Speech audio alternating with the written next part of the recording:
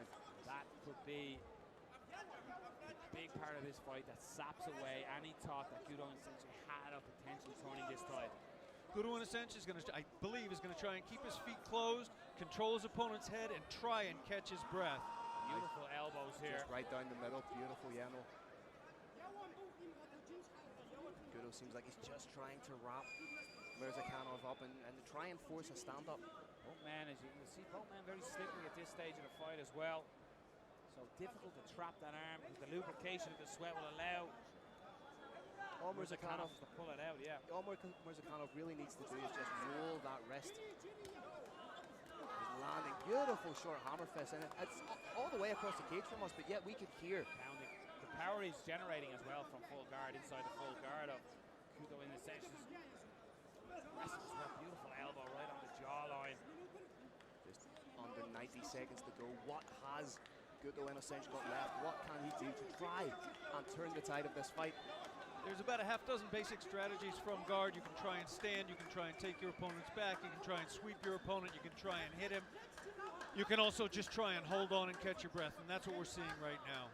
Looking for the leg here, trying to grab the ankle of Murzakanov, but Murzakanov shuts that door. He followed the hips beautifully. What he needed to do in a situation such as that, when the man on the bottom is trying to create an angle, is keep your hips square with your opponent, and that's what he did so beautifully. We're Again, just under a minute. I just noticed there was just a clapper in the crowd, and our referee almost acknowledged it. And this seems to be happening in the crowd again. There's definitely something going on. And there was 48 seconds left in that round. What's going on? But there's somebody with a clapper and there's somebody with a horn. There was 48 seconds left in that round.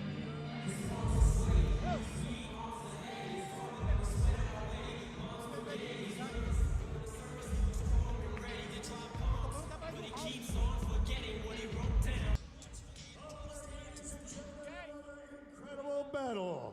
After 2 rounds, we go to the judges' scorecards, and they score it a unanimous decision. And the winner to test and face Mohammad Fakhreddine in the KHK World Championship final tonight, from Russia, Azamat, the professional Murzakanov.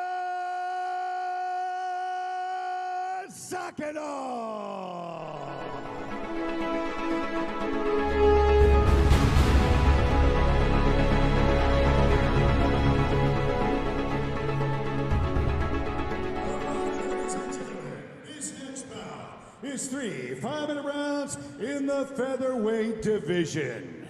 Introducing your first warrior.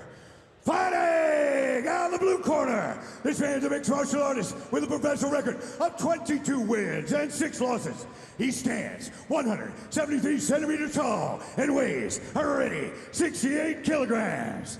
Representing Team Capone in Liverpool, England, by way of Brazil. Give it up for Erick Indio Bravo da Silva.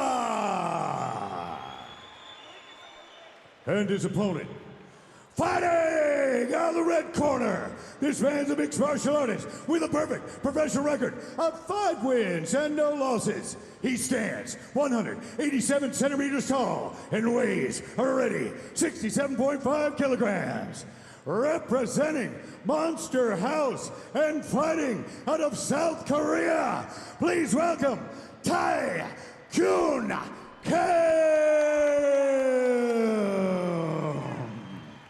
At 68 kilos, but it was because of the short nature of the fight that it was changed from a featherweight bout. Touch of gloves were underway, and interesting enough, Erick da Silva, if he wins tonight, I wonder will he have a chicken and a can of coke. Skowski's there. So Kim looking to use that, you see that southpaw stance and trying to use that range, yeah. He's hunting down Erick da Silva. He needs to be careful of circling into the power hand of Erick da Silva. Nice short hook from Indio Bravo. And Silva almost saying, yeah, get away, I can knock you out with one shot, so be careful, son. And Kim, nice peppering shots, almost just that 60%, almost like pop, pop, pop, just to see the openings. Diaz-esque, yeah. All about landing volume. And we saw him working with his coach on landing shots whilst walking backwards, so I think that eventually will become more apparent as the fight progresses. Nice clinch work. Beautiful elbow over the top. Nice elbow. Kim separates, and you can see the difference. Silva is almost trying to sit down on his shots and throw power, while Kim looks a much looser fighter at the moment. As we said, it looks like Kim wants to land his shots and back out, almost perhaps baiting Erick de Silva into charging forward and then countering. He is peppering the left cheek of de Silva with that right hand as well, finding his range and accuracy straight away, Kim. And Erick de Silva looks discomforted there. One landed on the nose and potentially a broken nose maybe. Nice pop knee. But again, landing those strikes and coming out, keeping nice and long and rangy. Silva is certainly hurt, but he's game. He's the type who will keep throwing, but Kim is pouring it on here. Beautiful knee to the body. We may see a panic shoot from Erick de Silva. Trying to fire back, but Kim gets out of there, and we have got an injured Erick de Silva, or a hurt, I should say, de Silva, and Kim looking to take advantage. His accuracy is superb with his hands. For a man with 3 first-round submissions, Kim looks fantastic on the feet. Big stage here as well, promotional debut, and he looks as cool as a cucumber in there. Nice and calm, just dictating the pace at the minute. That right hand, Phil, just finding a home for days. It's smart fundamentals, no. He's just, that's going to cause obstruction in that eye as well. You can see a cut has just opened up now on the bridge of the nose of Erick de Silva, and he's really wearing these shots. And as we say, it's the accumulation of damage that he's working on. He's not trying to land that one knockout punch. It's the accumulation of punches that are really doing the damage here. And mixing it up, beautiful combination. But again, not 100% being thrown into these. A lot of them are for accuracy, and mixes it up with a tight leg kick. But you can see the damage being worn, and Silva almost looks like he's shaking the cobwebs. He's a little bit back more in the fight than he was a moment ago. But looks for that single as you call for, but he's got to be careful in the neck. You can see Kim's trying to go high elbow guillotine on it. Uses it though. Beautiful defense, and as we noticed, as he breaks there, he's landing strikes as he breaks from a clinch. Beautiful work from Kim. And separates and steps back from the cage to almost reset the attack. Light on the feet still, enjoying himself in there is Kim. Potential spin coming. Yeah, he looked like he was setting that up, the lead foot move to the inside.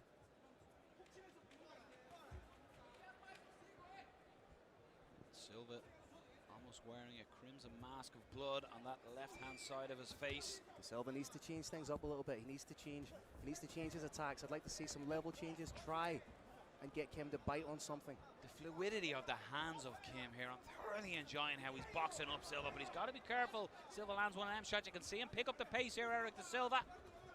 Trying to close off the cage and not allow Kim to move. It's been an elbow by Kim! Elbow. But Erick de Silva just eats it and now takes it back. Both hooks in. Flattens him out. Big shots from Erick de Silva coming up. The beauty of mixed martial arts is it can turn. And he's looking for under the neck. Erick de Silva. Good defense by Kim. Fighting hands at the moment. He could land some big shots here. What a change in favor so far. Trying to sneak that hand underneath the chin. Has he got it? Is that across the face? Not quite under the chin. It's across the face. But beautiful work by de Silva. And now Kim turns into the guard of Erick de Silva. Excellent work by the Korean, but Erick de Silva. What a scramble. Beautiful awareness from Erick de Silva to capitalize on that thrown spinning elbow by Kim. Beautiful dig to the body. Potential momentum shift in this fight, and Erick de Silva gets the 2 hands. Big slam. Gets the takedown, and the Brazilian Jiu-Jitsu black belt now inside the guard of the South Korean fighter Kim. this is what Silva needed, Phil. He needed that moment in the fight to turn that tide because he was getting pieced up. And look how he's posting now. He's just sat up on that one knee and lands a sharp elbow. Needs to square off those hips. Very intelligently done. Again, we do apologize if you're looking at the clock. Paid it no attention, I would almost say. That was the 10-second clapper from our official timekeeper. So coming to the end of that first round, and what a first round we had as Erick de Silva makes his way back to the corner, looking a bit like Harvey Dent in his two-face form. Well, he's definitely going to be the more reinvigorated fighter after that first round. Yes, he absorbed a lot of punishment. He absorbed a lot of the early damage, but what he did so beautifully was show veteran savvy by capitalizing. What he was able to do was capitalize on that spinning elbow attempt from Kim. Here's some of the replays, Phil. Talk us through. You can see Bravo was trying to sit down his shots and land the heavy shots, but it was all beautiful, beautiful light shots. And piecing up Erick Silva by Kim. What was beautiful about the striking was the frequency of shots. It wasn't one big shot and move away. He was landing 3s and 4s and then getting out of the danger zone. About a minute to go in the round, it was almost like a switch went off and Erick Silva thought, right, let's forget this. I'm sick of being punched in the face. I'm going to chase you down and I'm going to turn the tide here. And he also landed some heavy ground and pound. So as I say, coming out, I think it's going to be Erick Silva who has the real impetus and the bit between his teeth. He's going to want to start the second round in very much the same fashion as he finished the first round. So the momentum of this one in the opening fight of the prelims here at Brave Combat Federation 29. The tide has swung and we'd be interested to see. The Silva had gone through adversity. We opened talking about this fight about experience. I think we just seen that being showcased there by Erick Silva. Here we go. Like we said, Erick Silva taking the fight to Kim, but Kim doing what he did so beautifully by staying on his bike. Nice clinch work from Erick Silva, in on the takedown. Needs to connect those hands. Gets the takedown successful. Let's see what kind of work he can do from here. Just trying to slip through the guard, but has to be wary of that butterfly hook that Kim has.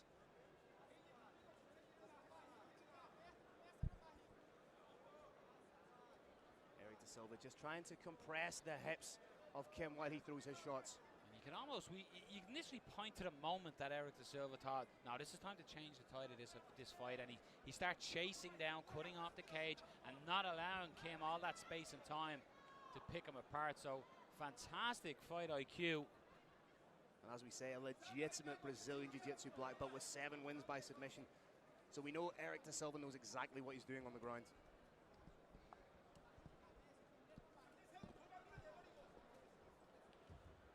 Silva just looking to post up and land some shots, and Kim, it's a beautiful shot right down the middle. He needs to get out of here. He can't allow a legit black belt like Erick Silva on top to land these shots, because he'll only look to advance position, Phil. But he's doing the right thing. He's trying to get a foot on the hip. He's trying to create a little bit of space. Dig in with the butterfly hook. But Erick Silva is just very intelligent. He's doing just enough to keep himself in top position. And if you notice, every time that you see Kim try and sneak in those butterfly hooks, he sits down and compresses the body. Good work from Kim to get back to the feet, but is it going to be more of the same? Almost not baiting him in, because it was good work by Kim to get back to his feet, but Silva will be looking for the takedown. Good hips though by Kim. There, delighted to say Kyrick Jet is fine. He get back to us. A little technical issues on the third mic here, but Kyrick is back with us. Kyrick, what have you thought of this one so far? The turn of the tide by Erick Silva after 4 minutes of getting pieced up by Kim. I think Kim has a big future in this sport, and I think this is exactly the fight he needs. He played his game, and he's discovering the bad side of it. It happened during that hot shot move that turned things around for him, but I think this fight is exactly what he needs to continue to ascend. Silva will be happy to get back into that guard and start to almost get some of them shots back, Phil. And he has the palms of the feet, if you like, or sorry, the laces of the feet. He had them flat, he was sitting back, he was comfortable. That's veteran savvy, just little things like that, little almost microaggressions, if you will.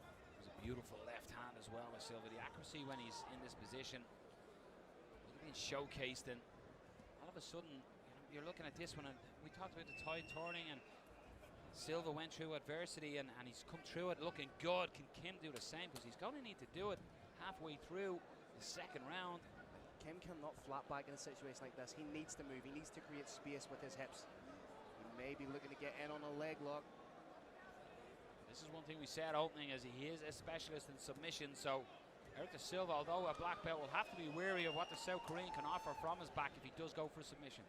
What's going on at a meta level is you're running into a deadly gatekeeper. There are gates in mixed martial arts. There's a gate to get to the championship. Yeah. You are looking at one ferocious gatekeeper.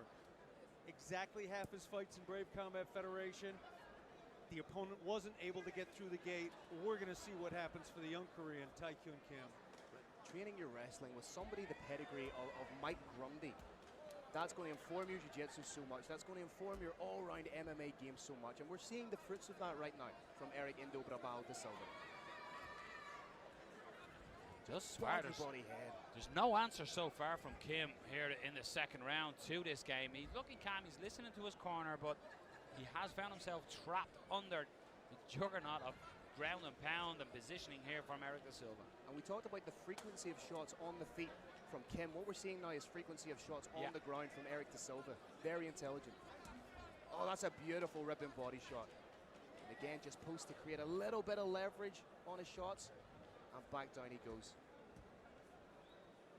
Such intelligent, just tiny micro movements from Erick De Silva. Kyun Kim obviously looked best when he was standing and floating. But in order to stand and float again, he's got to get off this floor. He's got to put a foot in the hip, kick his opponent back. He'll stand up. He's going to take a couple shots in the process. Drops for the leg, on a just calf crush. He has the leg reaped over. He needs to get onto his shoulder and almost extend by looking behind himself. 10-second clapper, so time is getting away from Erick De Silva. Kim is nonchalantly sitting up saying no to them shots and no to the calf crusher. That's the end of the second round, but I'm really going to be interested in after the fall.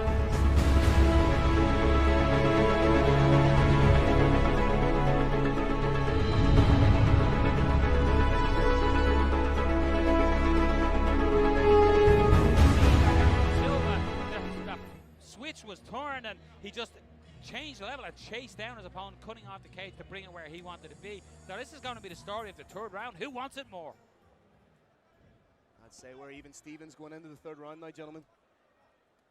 Kim again going to that pump behind that jab, and there you see it. De Silva doesn't let him just get away. He's trying to cut off the cage, Erick, and not allow him to use that footwork to reset. I really like what Kim does with the jab. He's not throwing the jab 100%, but he's throwing it just enough to mask what he's going to do next. Stops that takedown, and you can see that he's thinking of the takedown, and you can see that Erick De Silva is showing him that by changing feints to change levels. Plenty of head movement by Silva, but he is almost teasing. I'm going to take you down, and then he throws his shot. So he's making Kim think. What De Silva really needs to do is use his strikes to break that guard of Kim and get the takedown. Nice level change, but we've seen perhaps a pop knee there. Kim starting to just throw single shots behind that jab, while in the first round he's in on the single. He's trying to turn the corner on that single. Beautifully done, but needs to be wary of the neck. This is exactly where Indio Brabao wants to fight. Big part of this fight. He's looking for the neck, but in some ways the smarter move might have been get away. He's looking for an arm though here. He might go belly down on it. He already has one win by way of armbar, but Erick De Silva, the veteran, stays calm and is just going to step over, and if he turns around, just ties up the legs of Kim. In some way to what you were saying, Erick, the armbar, he's plenty of subs on his young career already, 3 to be exact, apologies, but you can see the levels in MMA. Potentially, as you said, on the regional scene, that might have been an armbar synced in, but when you're fighting in Brave Combat Federation against such an experienced opponent as Erick De Silva, he gets out of a legit black belt. And Erick De Silva is now in a very, very unusual reverse mount. Ordinarily, you can take that hammer fist. There is a knee bar you can take from there, but he is brilliantly attacking that hip and gluteus, so in order to rob his opponent of that footwork, and that footwork has been Kyun Kim's advantage. His butt may be broken at this point. That footwork may be gone. Watch him attack the stomach now, and he'll go, and he's looking for the toe hold. That's very seldom seen in mixed martial arts. Silva is almost like a child in the playground with the swings to himself here at the moment, just landing shots to the torso, but Kim decides it's time to get up and does. Oh, drag takedown. And gets Erick De Silva's back, and Bahrain appreciates that. The crowd, knowledgeable crowd, appreciate the work here by both men. Although Indio Brabao doing exactly the right thing, trying to break that grip and turn in, and this is exactly where Kim wants the rest of the fight to take place. Both fighters have put a lot into this. Who has got it left in the tank? A fake takedown by Erick De Silva. To see Kim almost threaten with a knee as he's changing levels as well. Use more kicks. Very intelligent job from Kim. As I say, he doesn't throw it 100%, but he throws it just enough to mask what he's going to do next. Nice accuracy off as well. De Silva looking for that single. He's in on it. Can he turn the corner? Changes to the double. He has the hands connected. We could see a big double coming up if he can get the flare on it. Nice balance from Kim. Beautiful takedown defense. Beautiful by Kim. He needs to do more of that, but he needs to get some offense as well. It's a very close third round. He Needs to be wary of the knee or the elbow, and that nose is opening up of Erick de Silva. It's just from them pit-pot accuracy shots that's constantly landing. This is a close fight here in the third round. The opening bout on the prelim card of Brave Combat Federation 29 in the beautiful Kingdom of Bahrain. De Silva needs to get that head off the center line, because at the minute it's being pinged by the shots of Kim. You're almost expecting, Erick, one big shot by Erick de Silva here. Nice hands by Kim. Again, almost like he's working the speed bag, just landing shots willingly on Erick de Silva, and it's more so because Silva's not doing what he was doing in the second round. He's not cutting off the cage as well. I think in order for this fight to be definitive for de Silva, he needs to score another takedown, because this, for me, is razor thin. Kim, as we said, leading into the third round, Erick, who can implement their third round potentially can go on and win the fight. So far, we're seeing Tycoon Kim landing his hands at will here. But then in the opening stanzas of the fight, we've seen Erick de Silva score that takedown and get a lot of time on top. One disadvantage for Tycoon Kim is his shots don't appear to be hard, but they are. If you look at that face, he's piecing him up badly. 10 seconds, tornado kick attempted. All these guys are throwing down for the last 10 seconds. And there is the end of the third round and the fight. We're going to go to the judges' scorecards. Tycoon Kim sits down in his corner. Erick de Silva puts his hands up. Interesting on your screen, Erick de Silva is wearing that fight, Erick.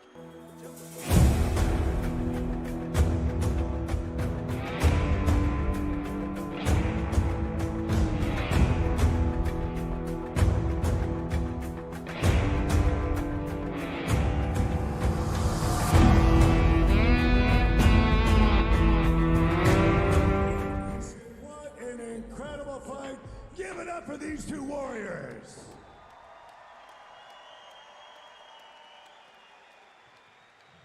After 3 rounds, we go to the judges' scorecards. All 3 judges scored about a unanimous decision victory for your winner. Out of the red corner, Kyun.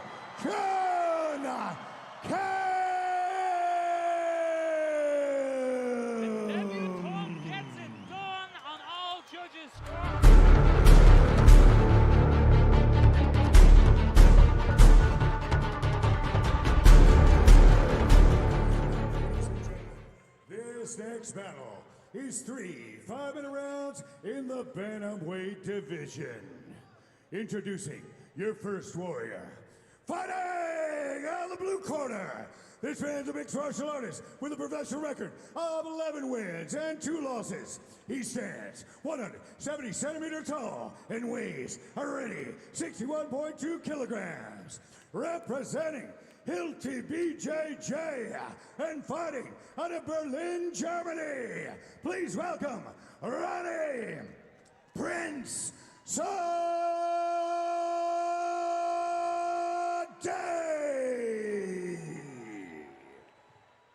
And his opponent, fighting out of the red corner.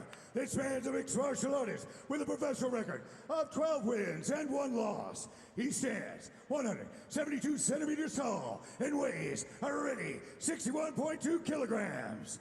Representing Azamat Fight Club and fighting out of Grozny, Russia. Put your hands together for Kasum,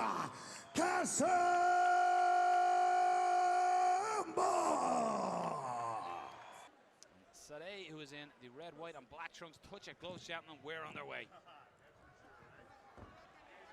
Straight off the bat, we see Kasum opening up with strikes.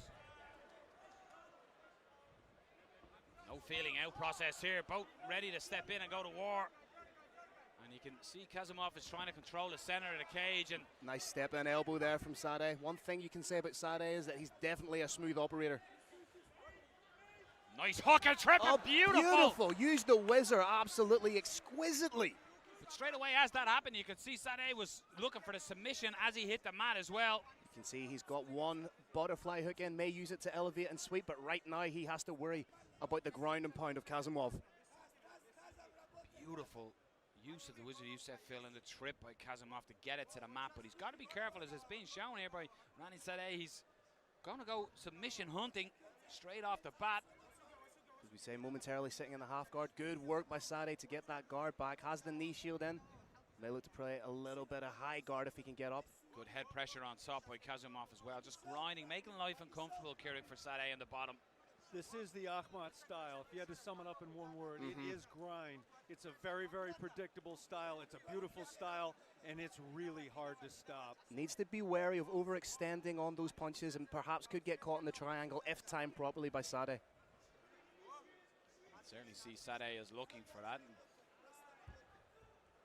What I like is as soon as you see Kasumov try and transition into half guard, Saadeh's working to get a knee in there to create the knee shield to get back to guard. Saadeh hasn't taken any real damage yet. Needs to be wary of the heel hook. And Kasumov He's saying, I'm Russian. We invented heel hooks. Smile. It's not going to do anything. Smile on his face, shakes his head, looks at his corner. Talking to the corner, and Saadeh is really still working at that heel, but I think the bend in the leg is what's making it difficult to get proper purchase on that heel hook. Saadeh may use this to try and get on top, but he's going all in on this heel hook.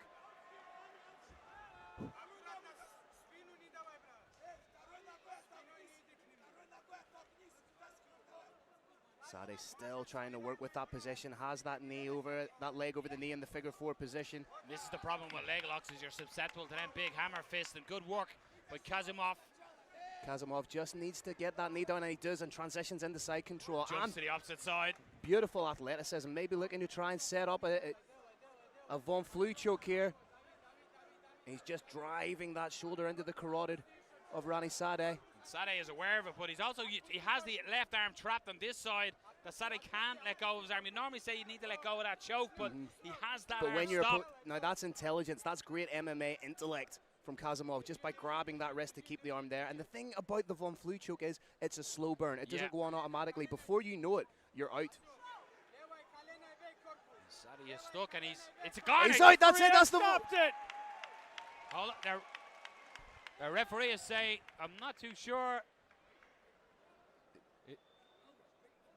I think it's Aiden Marin giving a warning of holding the glove. A little bit of confusion in the cage, Not but there's too sure. brotherhood between these two fighters. I think it may have been a verbal tap because the hands were incapacitated of Saadeh. I'm not 100% sure what happened. Saadeh may have been incapacitated, but we're not seeing any protestation from him. Here's the replay.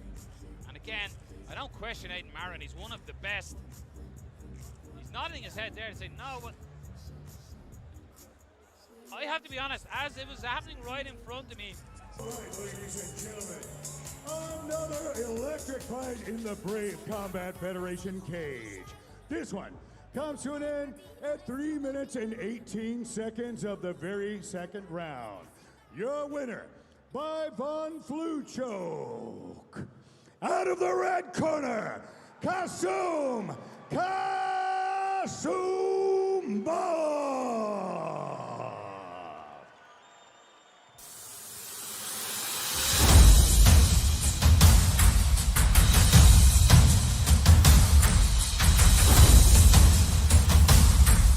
Ladies and gentlemen, this next battle is 3 5-minute rounds in the bantamweight division.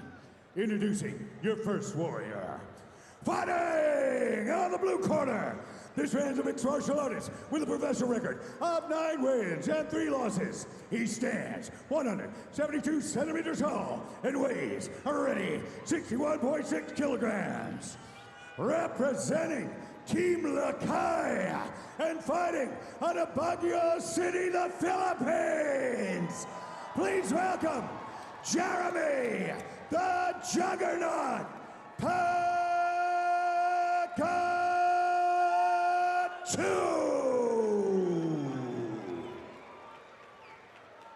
And his opponent, fighting out of the red corner. This man is a mixed martial artist with a professional record of 7 wins and 3 losses. He stands 173 centimeters tall and weighs already 61.4 kilograms. Representing Mat 05 and fighting out of KHK MMA, out of the beautiful Jordan. Give it up for the Royal Fighter, Ali Al Qaisi.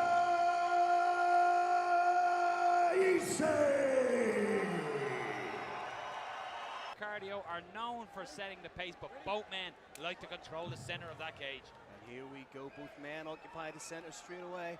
Ali Al Qaisi with that high guard, Jeremy Pakatu throwing a couple of feints, trying to get Al Qaisi to bite on something. Plenty of feints by Pakatu, and both fighters having a look at each other, and a lot of respect will go in because they'll both see that momentum on either side. Both fighters just reaching out to almost find the distance before engaging, and this is what they call the feeling out process ultimately. Al Qaisi keeping a wider, lower base, almost as if anticipating the takedown from Jeremy Pakatu, trying to keep his hips below the hips of Jeremy Pakatu. Pakatu, that's twice he's gone for that kick and nobody at home. Good management of distance by Al Qaisi.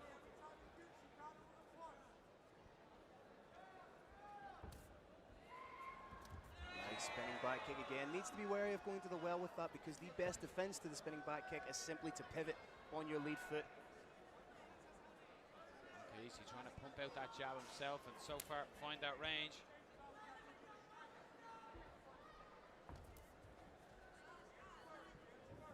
See Pakatu just getting that head off center line and using that in his feints. Just both fighters, it's almost like there's that kick has landed, but it's almost like a stalemate for the moment till they really engage, and there's a lot of feints being thrown by Pakatu. Dig into that leg, that lead leg, and now go low, then go high. Nice work, but beautiful over-under takedown. into side control straight away, using that shoulder, old school. I love it.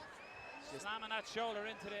But Jeremy Pakatu does have the underhook on his left side. He may use that to spin out. If he can create a little bit of distance by bucking the hips and spin out using that underhook for leverage. See Al Qaisi here, Erick. He's just trying to stay calm and get the position first before he unloads. Ali Al Qaisi is fighting very, very intelligently, because if he gives Jeremy Pakatu half an inch, he'll be out, as you just saw. Used that underhook beautifully, and now in on his own single and secures a takedown, but needs to be wary. Al Qaisi looking for the neck. That's going to be very difficult to get. Very difficult to get from half guard from that position. Pulls out the left leg and gets into that side control, and now we're talking in the area we just seen of Exactly, choke. yeah. He needs to be careful of when to let go. But he locks up the half guard again. Jeremy Pakatu, weirdly in this one, you were sort of alluding to a Phil at the start. If he was to get the win here tonight, he's clearly the #1 contender in the division, but his teammate is the champion. I've asked him if that has ever become an issue in the gym, and he says, no, we fight all the time. We win, we lose. It's just part of our dynamic. Looking for the knee shielder, looking to turn into Pakatu is Ali Al Qaisi on the bottom. Again, he's trying to use that underhook, but Pakatu's doing well to clamp that down. Good knee on the break from Jeremy Pakatu. Qaisi back to his feet, and there was a little bit of almost not showman, but trying to say to Pakatu, these kicks are doing nothing to me. And as you said, he switched from low to high when he was baited into that kick by Al Qaisi.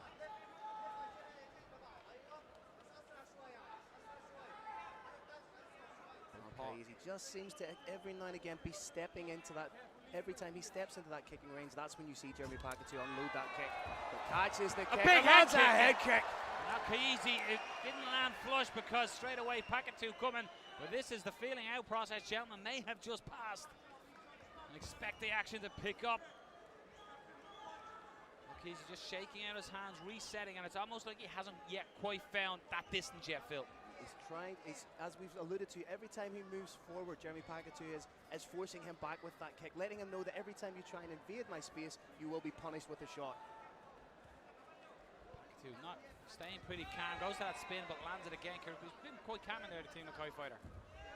Oh, gets caught with an overhand. Ali Al Qaisi smiles, knows he may have done a little bit of damage there. No, that kick comes from, my opinion, the most underrated martial art in mixed martial arts, and that's Sanda. Team Lakai originally started off as Sanda champions. Now they've expanded into mixed martial arts, so you do see very unusual kicks from them, some strikes as well. Pakatu adopting a more upright stance akin to a striker.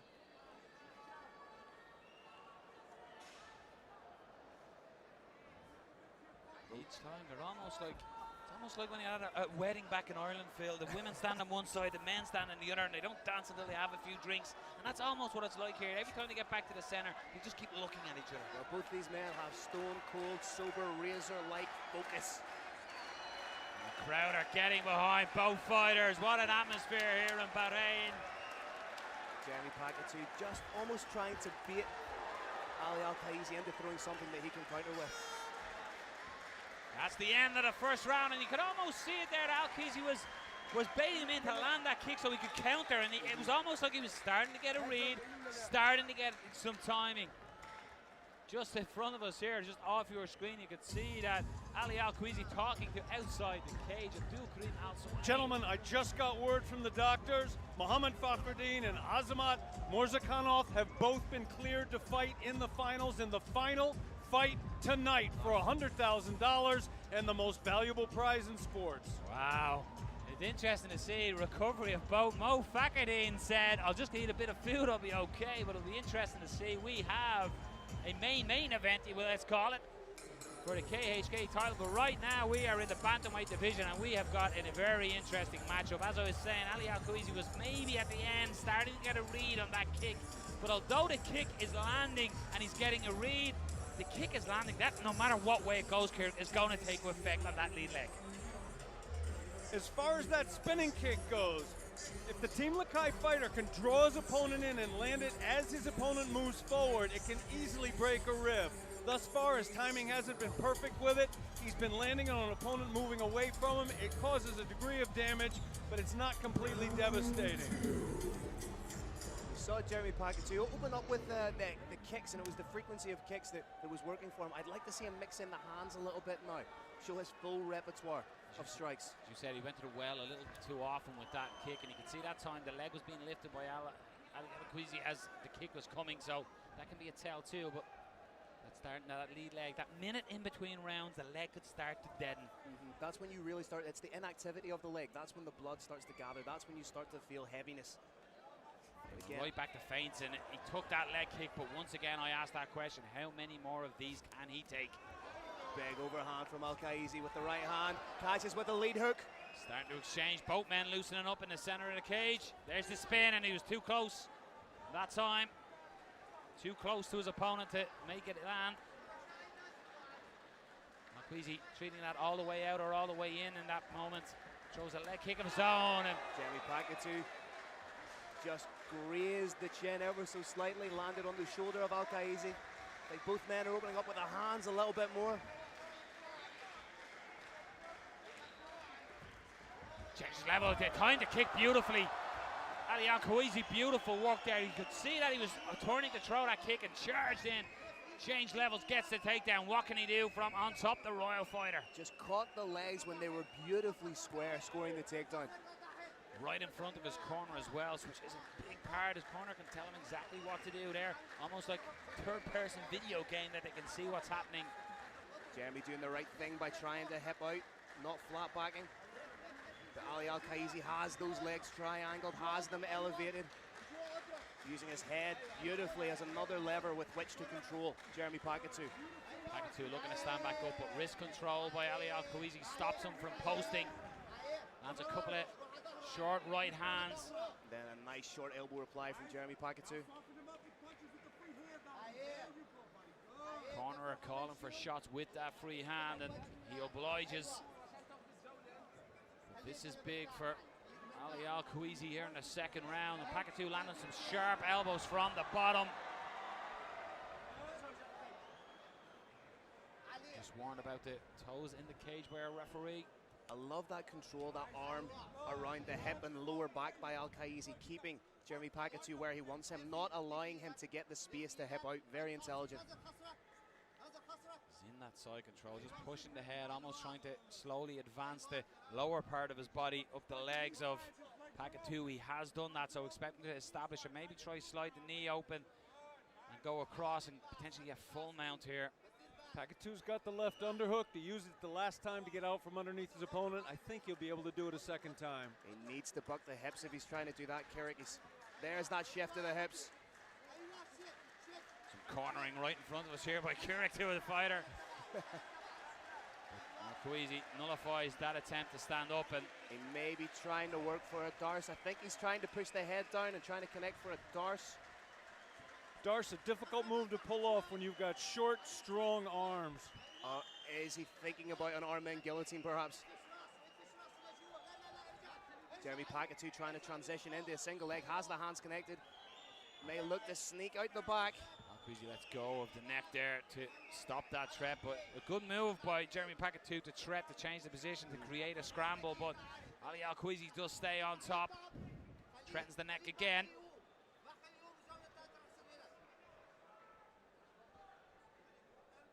Short elbows by the Royal Fighter as well.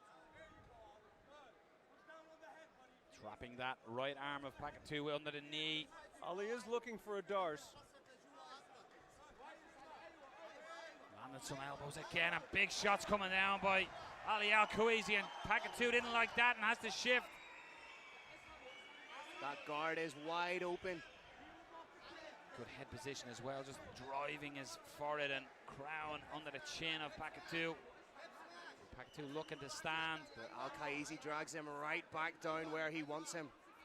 Uses the wizard to stand up. Great work by Jeremy Pakatu. Jeremy Pakatu, excellent work to get back to his feet. Can he stay there? Can he get a trip of his own? Try to, but Ali Al Qaisi counters.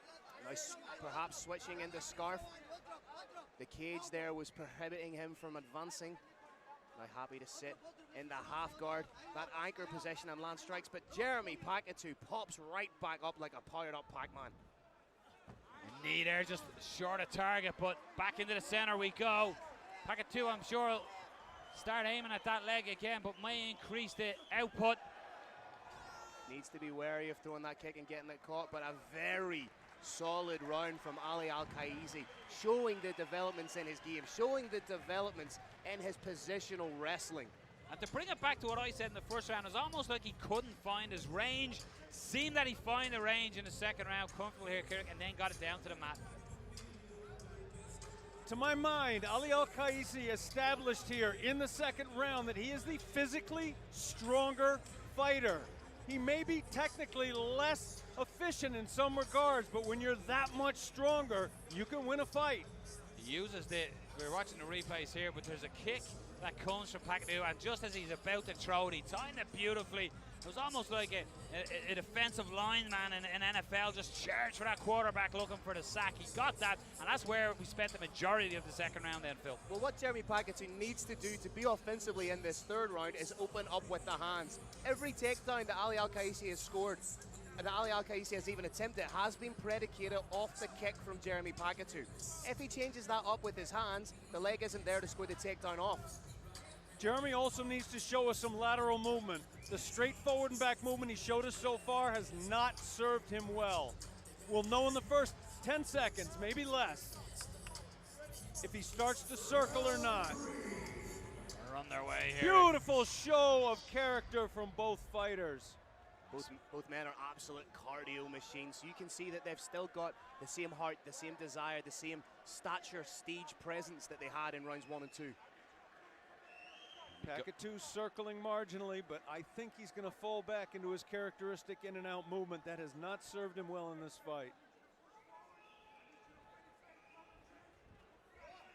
Pakatu looking to throw a big overhand right, and I was about to say at the start of the third round here is that you might see a lot more output coming from the Team Lakai man after that second round. That leg kick is working for him, but he just needs to be careful and not give a big tell for it. We've seen that in the second round. Ali Al Qaisi took advantage and got it to the mat, so he's got to use it, but use it wisely. And as we've seen on many occasions, the perfect counter to a leg kick is a straight shot, is a big overhand. Ali Al Qaisi trying to throw that overhand off the kick of Jeremy Pakatu. Jeremy Pakatu throws that kick in typical Thai style by swinging the hand down for momentum. Both fighters enjoying themselves, smiling and egging each other on, but very close first round. You could say a second round for Al Qaisi, so we could be in a position of the fights earlier that this third round could be the deciding factor. I agree with you, Noel. I think we're looking at a 19-19 fight right now. Right now, it's Ali Al Qaisi occupying the center, almost trying to slowly bait Jeremy Pakatu against the cage. It goes right back in, using that footwork to incrementally push Jeremy Pakatu back. Pakatu spins, hasn't in a while. It does land, but there's that lateral movement you were calling for, Erick. Queasy wears it well. Jeremy Pakatu is using that lateral movement defensively, but not yet offensively. He's not using the movement to try and create angles to attack. He's simply using the movement to avoid his opponent. Nice right hand, and Queasy is the stalker, and it's almost he's made the Team Lakai fighter fight on that back foot, on his bicycle, constantly moving. It is Al Qaisi closing the distance, cutting the cage off. That's what the judges are seeing, just like you at home. Nice level change, work the body and then come up to the head from Ali Al Qaisi. Trying to keep Jeremy Pakatu guessing. Fully expecting Pakatu to go high with one of these kicks. He's threatened and peppered up that lead leg, so. Oh, big overhand and then hook. The hook was beautiful, just landed, but wore well by Jeremy Pakatu. Again, level change from Ali Al Qaisi. Threatens with a big uppercut. For me so far in this third round, it's been Ali Al Qaisi who's really dictated the pace, the flow, the cadence of this fight. I think that's fair to say, Phil. And Ali Al Qaisi also has the better optics. If two fighters hit each other an identical amount, but one of them appears to be a little more aggressive, in all likelihood, he's going to get the nod from the judges.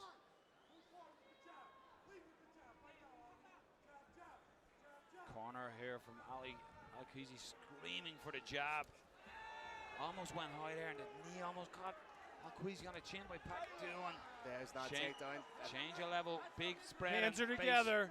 Takedown coming. Beautiful takedown. That could be a fight-winning takedown from Ali Al Qaisi. Beautiful just to step across both legs as well as he got the takedown. So beautiful awareness by Ali Al Qaisi. Not just happy to get the takedown, but wanted to land in the more profitable position for him. Ali's now positioning his head a little bit higher up his body than he had before, I think in response to the elbows he ate. There's the elbow attempt, but as you can see, the head is just a little bit too close for them. Smothering work done by Ali Al Qaisi, and the impetus now lies with Jeremy Pakatu to do something to get up. You can see he's trying to get onto his hip to try and create a little bit of space and shrimp out, but unfortunately the wrestling of Ali Al Qaisi has been so proficient tonight that he's completely shut down the game of Jeremy Pakatu. I alluded to in the first round and the second round almost being like a wedding, and they're dance partners, and you can certainly say that since that moment, Ali Al Qaisi has been leading the dance, and he's got the takedown and is leading this fight. You would think in the third round, Jeremy Pakatu needs to change, needs to get up, needs to threaten, needs to do something to improve this position, to have a chance with that lottery ticket to land the finish, be it submission or knockout. I feel that's what he needs. 10-second clapper, time getting away. Ali Al Qaisi fighting a very smart fight. Going to end things with a flurry. Big shots from top and bottom by both fighters. And that is the end of the fight. Referee closes the match at 5 minutes of round 3. All right, ladies and gentlemen. Again, let's give both of these warriors a round of applause. After 3 rounds, we got the judges' scorecards. They make it a unanimous decision victory for our fighter. Out of the red corner, the Royal Fighter, Ali Al Qaisi.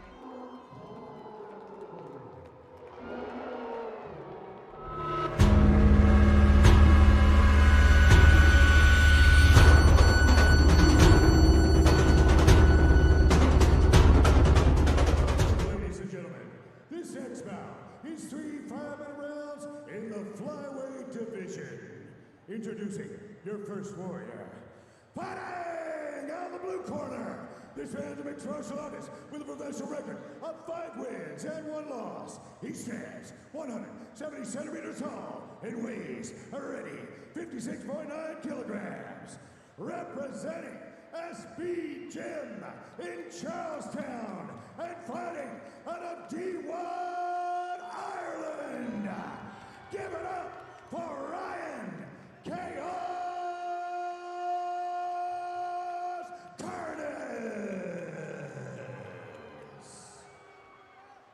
and his opponent, fighting out of the red corner. This man's a mixed martial artist with a professional record of 11 wins and 1 loss. He stands 167 centimeters tall and weighs already 57.1 kilograms. Representing London Shoot Fighter out of London, England, and fighting out of Iraq. Give it up for Amir, the Prince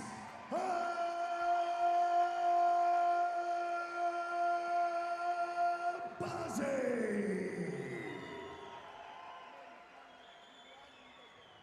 In my opinion, the best fight apparel in the sport.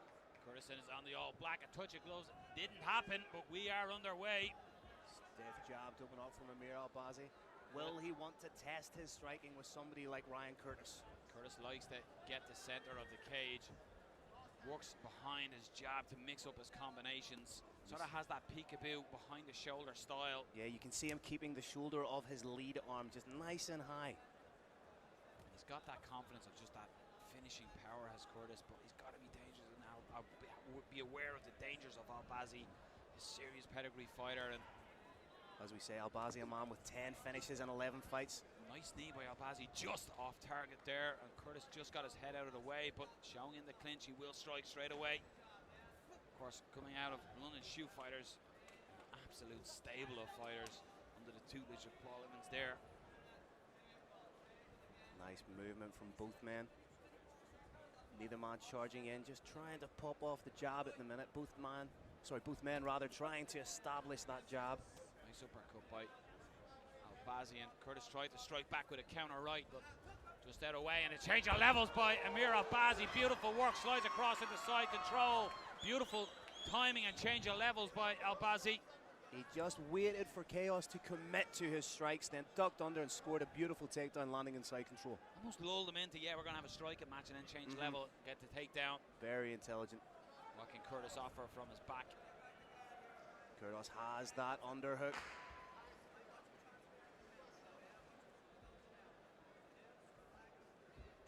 Albazi looking either to pass, could be going, setting up a leg lock. Right now, damaging his opponent's hip. Albazi switching into the north-south position. Potentially maybe looking to set up an arm bar. You see he has that arm pinned. If he slowly works his way around. Slow methodical work, but certainly would have. And what he's doing is he's forcing Albazi's body to face out away from him, leaving him susceptible to the mount. He stepped over. We could see a Kimura here. Beautiful work by Amir Albazi. Slow methodical setup. Oh, that looks tight. That's it! That's it! Beautiful. I potentially think the arm is popped off Flying Curtis. Amir Albazi, what a performance. It was slow and methodical, tied up the arm. And what a finish by Amir Albazi, showcasing again that finish rate. Moves to 6 submissions, moves to 12-1, and comes back from the first defeat of his professional career. And he will be calling for that title shot, have no doubt. That is the 7th first round finish in the mixed martial arts career of Amir Albazi. Surely this win over Ryan Curtis is the crowning achievement in the professional mixed martial arts career of Amir Albazi. Ryan Curtis just looking very disappointed on the screen, but he just got caught. It was beautiful work We were having it looked like we were going to have a boxing exchange. A nice uppercut, counter right thrown by Curtis, but it was that change in level. But then, Phil, from here, it was his calmness and just a slow momentum. Didn't rush anything, set everything up, and there it is the tap. At first I thought Curtis's arm may have popped, but there is the tap there from Ryan Curtis. It was either tap or snap. But that was the game plan of Albazi right from the get-go. As soon as he landed that takedown, landed inside control, he was isolating that arm. We thought perhaps he may have worked for an armbar, but then as soon as he stepped over the head, connected the hands with the figure four grip, it was good night, forcing Ryan Curtis to tap. Big moment. He said he was going to do this for his country and for the people of Iraq. He has done it. Let's make it official and let's send it up to the roaring line. Carlos Kramer.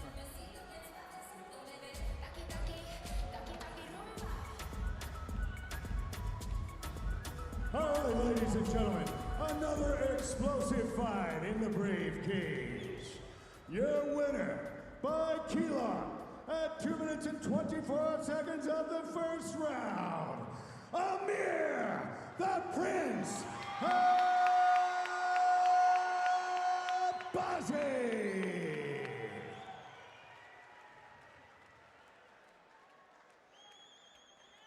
All right, ladies and gentlemen, I'm here with your winner, Amir Albazi. First round stoppage, the 7th first round stoppage in your professional career. What does a win like this over somebody like Ryan Curtis mean to you? It means everything, not because of me, because of my people in Iraq. There's a revolution going on right now. A lot of people are dying, and this fight is for them. You're obviously very emotional, and this fight means so much to you. What's next for you, Amir Albazi? We know that the flyweight title fight fell through. Where do you think you now rank in the flyweight rankings? In my head, I know I'm the best. There is no talk about it, and I just proved it today. I'm gonna keep proving it. And I want to thank Bahrain. Thank you so much. Shukran. Ladies and gentlemen, give it up one more time for your winner, Amir Albazi!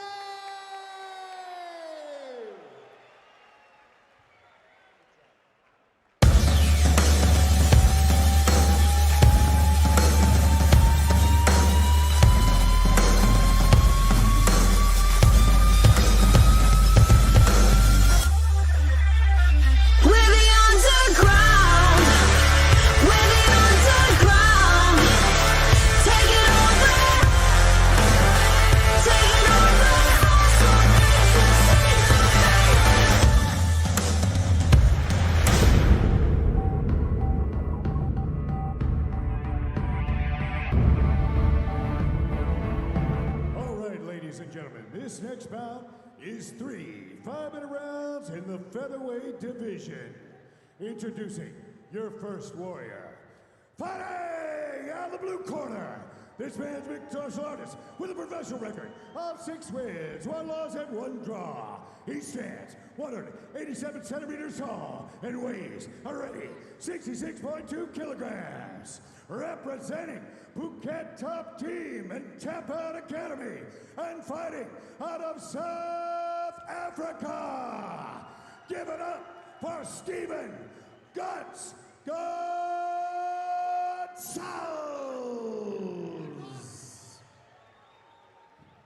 And his opponent, fighting out of the red corner. This man's a mixed martial artist with a perfect professional record of 7 wins and no losses. He stands 180 centimeters tall and weighs already 66.1 kilograms. Representing Cleveland Club and fighting out of Alicante, Spain.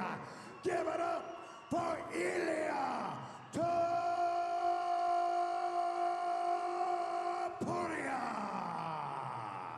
Stretch it to reach advantage. Ilia Topuria with luck to dictate the action. We're underway here, round 1. Brave Combat Federation 29 in Bahrain. Guts lands that left hand. Gonzalez needs to be careful. This could be a short night for him. Never being stopped is Guts to counter that, and can he keep that going? Because Topuria finishes everyone. That's what it comes down to, is can Stevie Gonzalez, the plant-based powerhouse, take out the submission specialist in Ilia Topuria? Trying to stay long. Gonzalez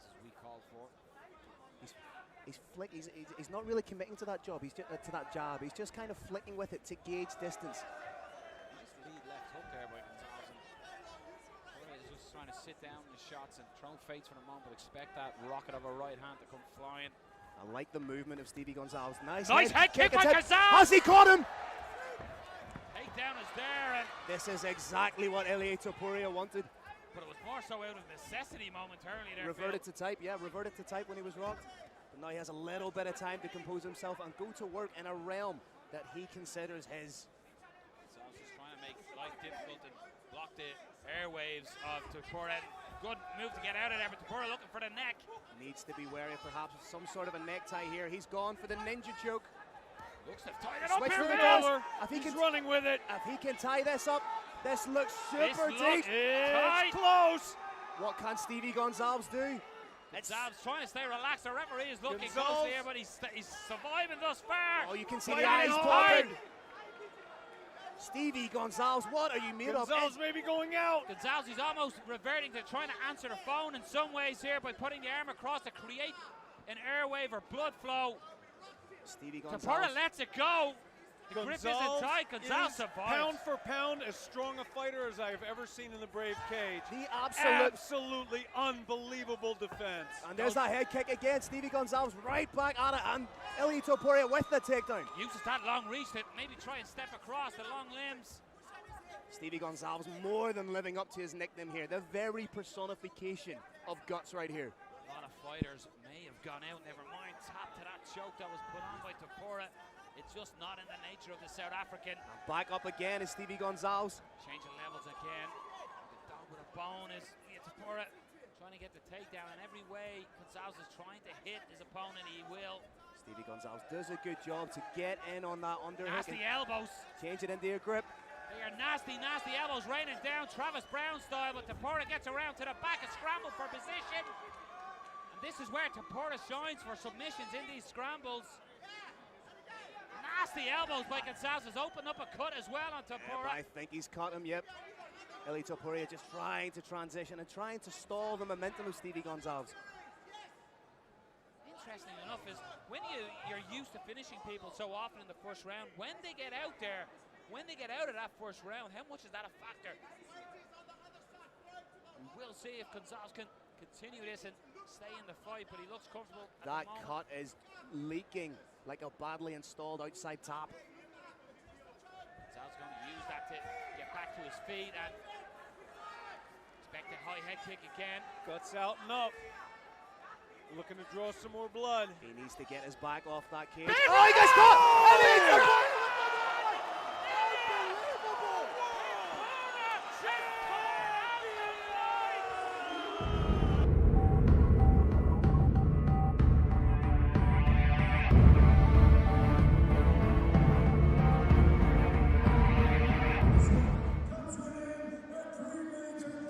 Seconds of the first round. Your winner by knockout, Ilia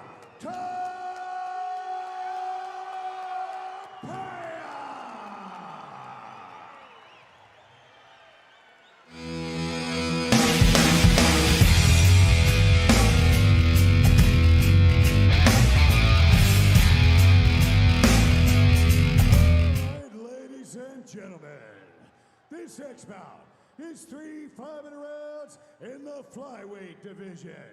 Introducing your first warrior. Fighting out of the blue corner. This man's a mixed martial artist with a professional record of 2 wins and no losses. He stands 170 centimeters tall and weighs already 56.9 kilograms.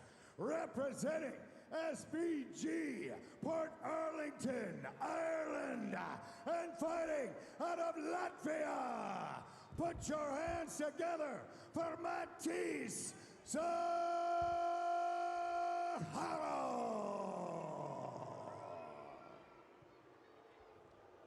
And his opponent, fighting out of the red corner.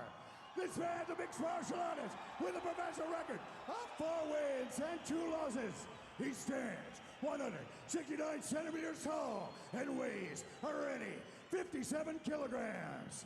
Representing KHK MMA, and fighting out of the magnificent Kingdom of Bahrain. Give it up for Iron Hussein.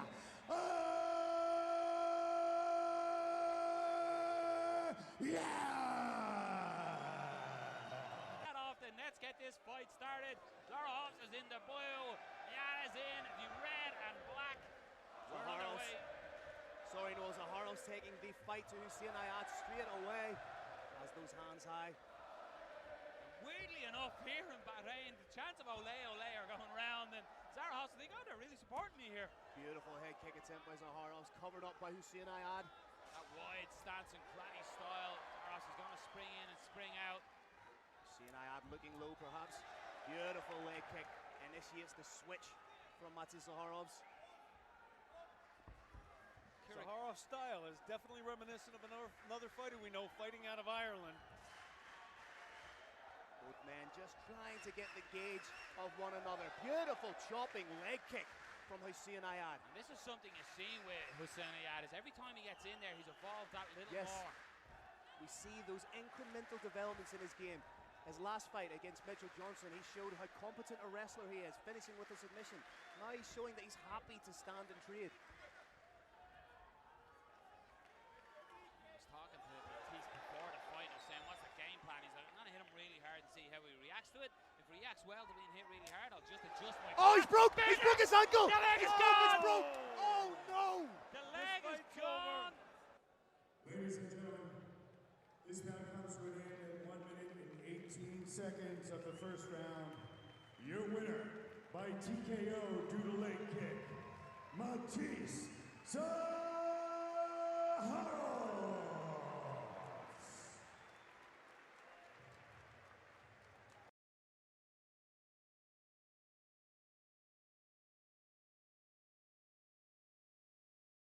All right, ladies and gentlemen of the magnificent Kingdom of Bahrain, we're ready as we will remember this day in history, as this is the first women's mixed martial arts fight in Bahrain history.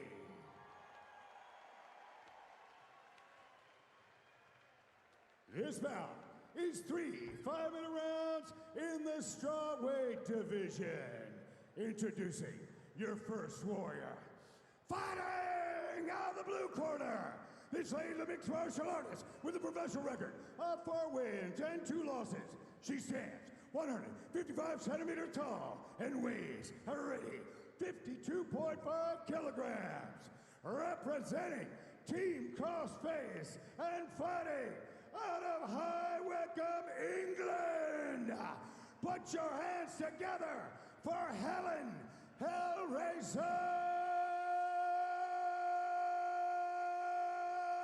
Harper. And your opponent, fighting out of the red corner.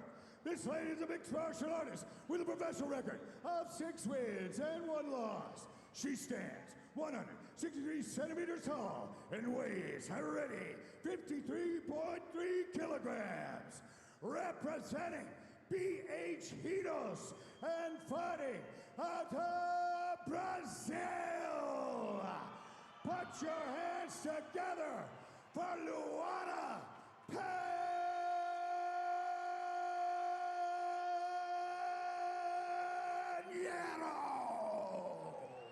Your referee is Alan Jackson. Really has a tale of 2 fighters, at least aesthetically. Luana Pinheiro was light on the toes, almost stalking back and forth. Whereas Helen Harper was the absolute picture of calm. History has just been made, gentlemen. This has never happened before, what you're watching.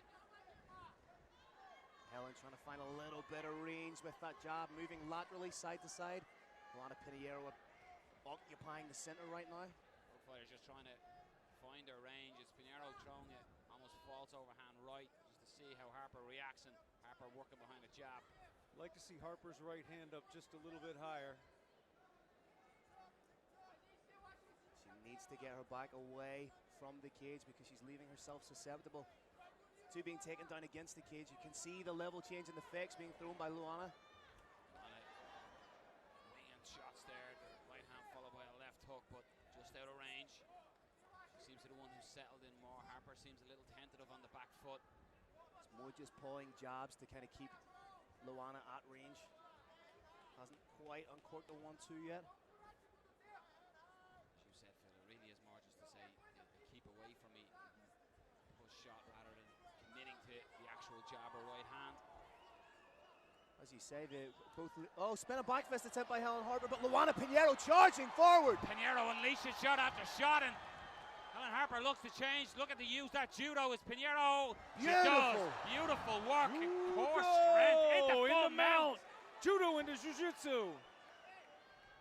Seamless transition, as you said, Erick, from judo to jiu-jitsu there, and Harper trying to retain and pull her back into half guard, and has done that just as I said it. She did well to shake off those grapevines of Luana Pinheiro, and now in the full guard. Both these women are Brazilian Jiu-Jitsu purple belts. So we could see an interesting chess match on the ground. Big right overhand. hand and jumps into the choke. There's not pressure quite on the chin. neck. There's pressure on the neck. Oh, this looks tight. Helen Harper's telling the referee she's okay. Harper needs to fight the top hand. It's on the jaw. You can still get the submission from this position. Seems to be more of a crank, and it's on the jawline now. So, although more of a face bar than a rear naked choke. Extremely uncomfortable. Let's not undersell that, but showing her toughness here, Harper to stay in it, but Pinheiro will make any adjustment when she tries to get out of it. Fighting the hands now, pulling that top hand away. Helen Harper looks like she could transition into the guard, but that's that under looks the deep. neck now. That looks deep from Luana Pinheiro. Harper again showing her toughness. Just on the opposite trying side to roll of her us. hips away. Referee taking a long, hard look at it, but Helen Harper doing the right thing. Luana Pinheiro switches palm-to-palm grip. This looks tight. Again, but just the camera angle is obstructing us. There's a better angle, and doesn't look to be squeezing. Harper's out again. Good resilience by Harper on the bottom, but Pinheiro wise to know it's not there. Looks for the guillotine. Beautiful knee. And a right She hand. got it. She's out. She's down. Referee stops the fight. It was a beautiful right hand off the separation by Pinheiro, and she was throwing them hands like she was throwing a baseball. And We've seen how dangerous she was in the ground. She did not fight that as soon as she got up. Landed a beautiful strike. off the separation. And the left hand was steady. The right hand nice now. We made history with our first women's MMA bout in Bahrain, and this comes to an end at 3 minutes of the very first round. Your winner by knockout, Luana Pinheiro.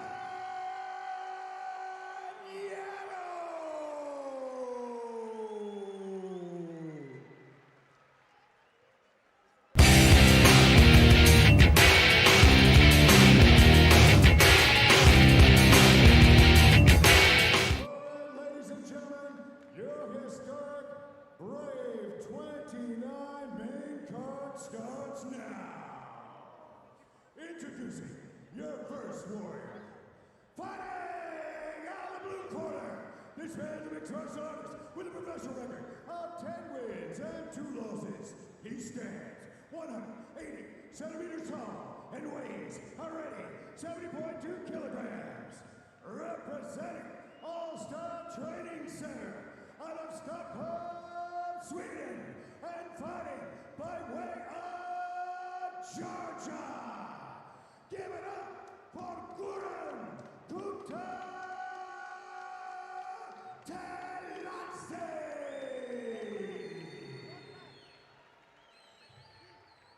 And his opponent, fighting out of the red corner. This man's a mixed martial artist with a professional record of 9 wins and 2 losses. He stands 180 centimeters tall and weighs already 70.7 kilograms. Representing CM System and fighting out of Curitiba, Brazil. Give it up for Felipe Silva.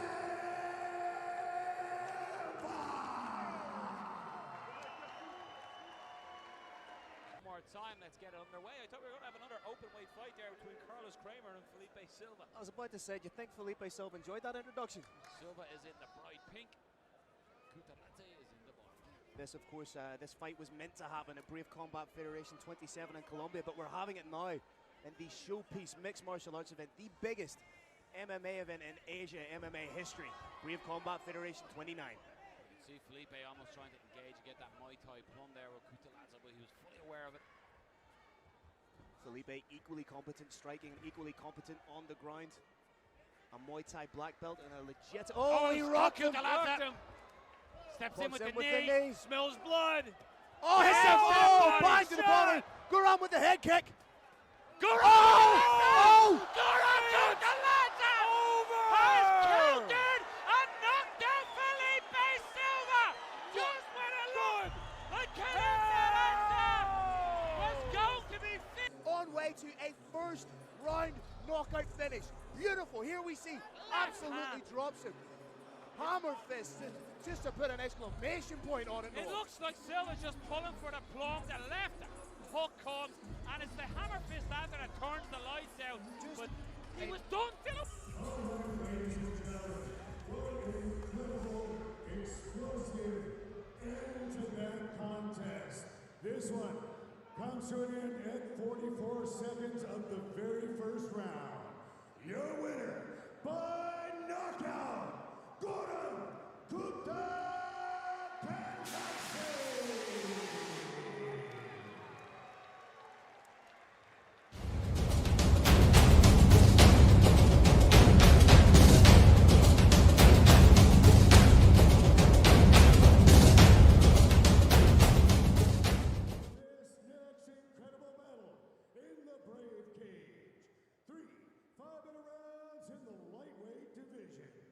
Introducing your first warrior.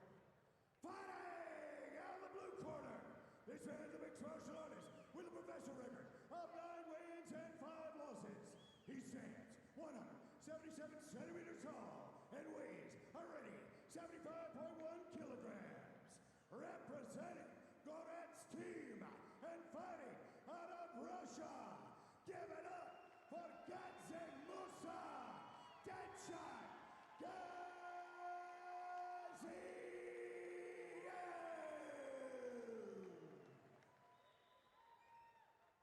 And his opponent, fighting out of the red corner. This man's a mixed martial artist with a professional record of 14 wins and 4 losses. He stands 178 centimeters tall and weighs already 75 kilograms. Representing CM System and fighting out of Curitiba, Brazil. Put your hands together for the former champion, Luan Meow Santiago.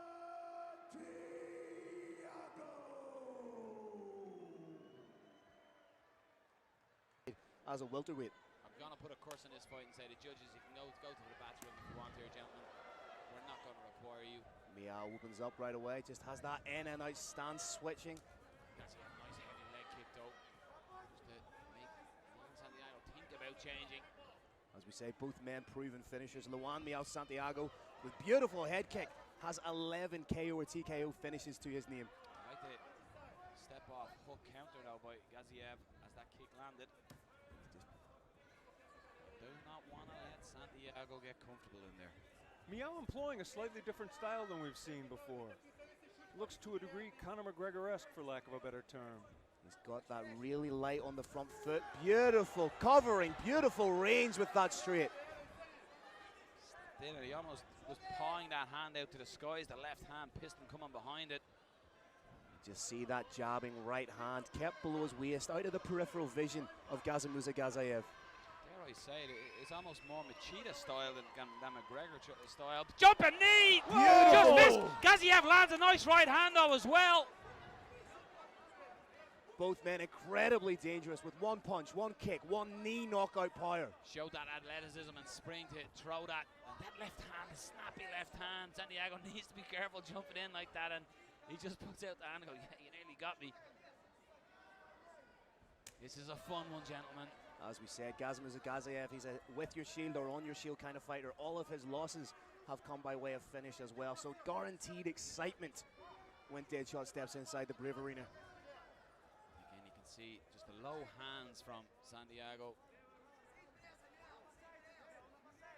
lull his opponent into a false sense or to attack for him to counter and spring with that out of flying knee or that spinning back elbow that we've seen against Al-Sawadi. Just switching. Back into the southpaw stance is Luan Santiago. In some ways, Phil, do you think Gadzhi was waiting a little bit too much here on Santiago? I think Gadzhi is perhaps guilty of giving Miao a little bit too much respect right now. Nice left hand right down the pipe there by Santiago. Santiago, for me, looks the more comfortable fighter right now.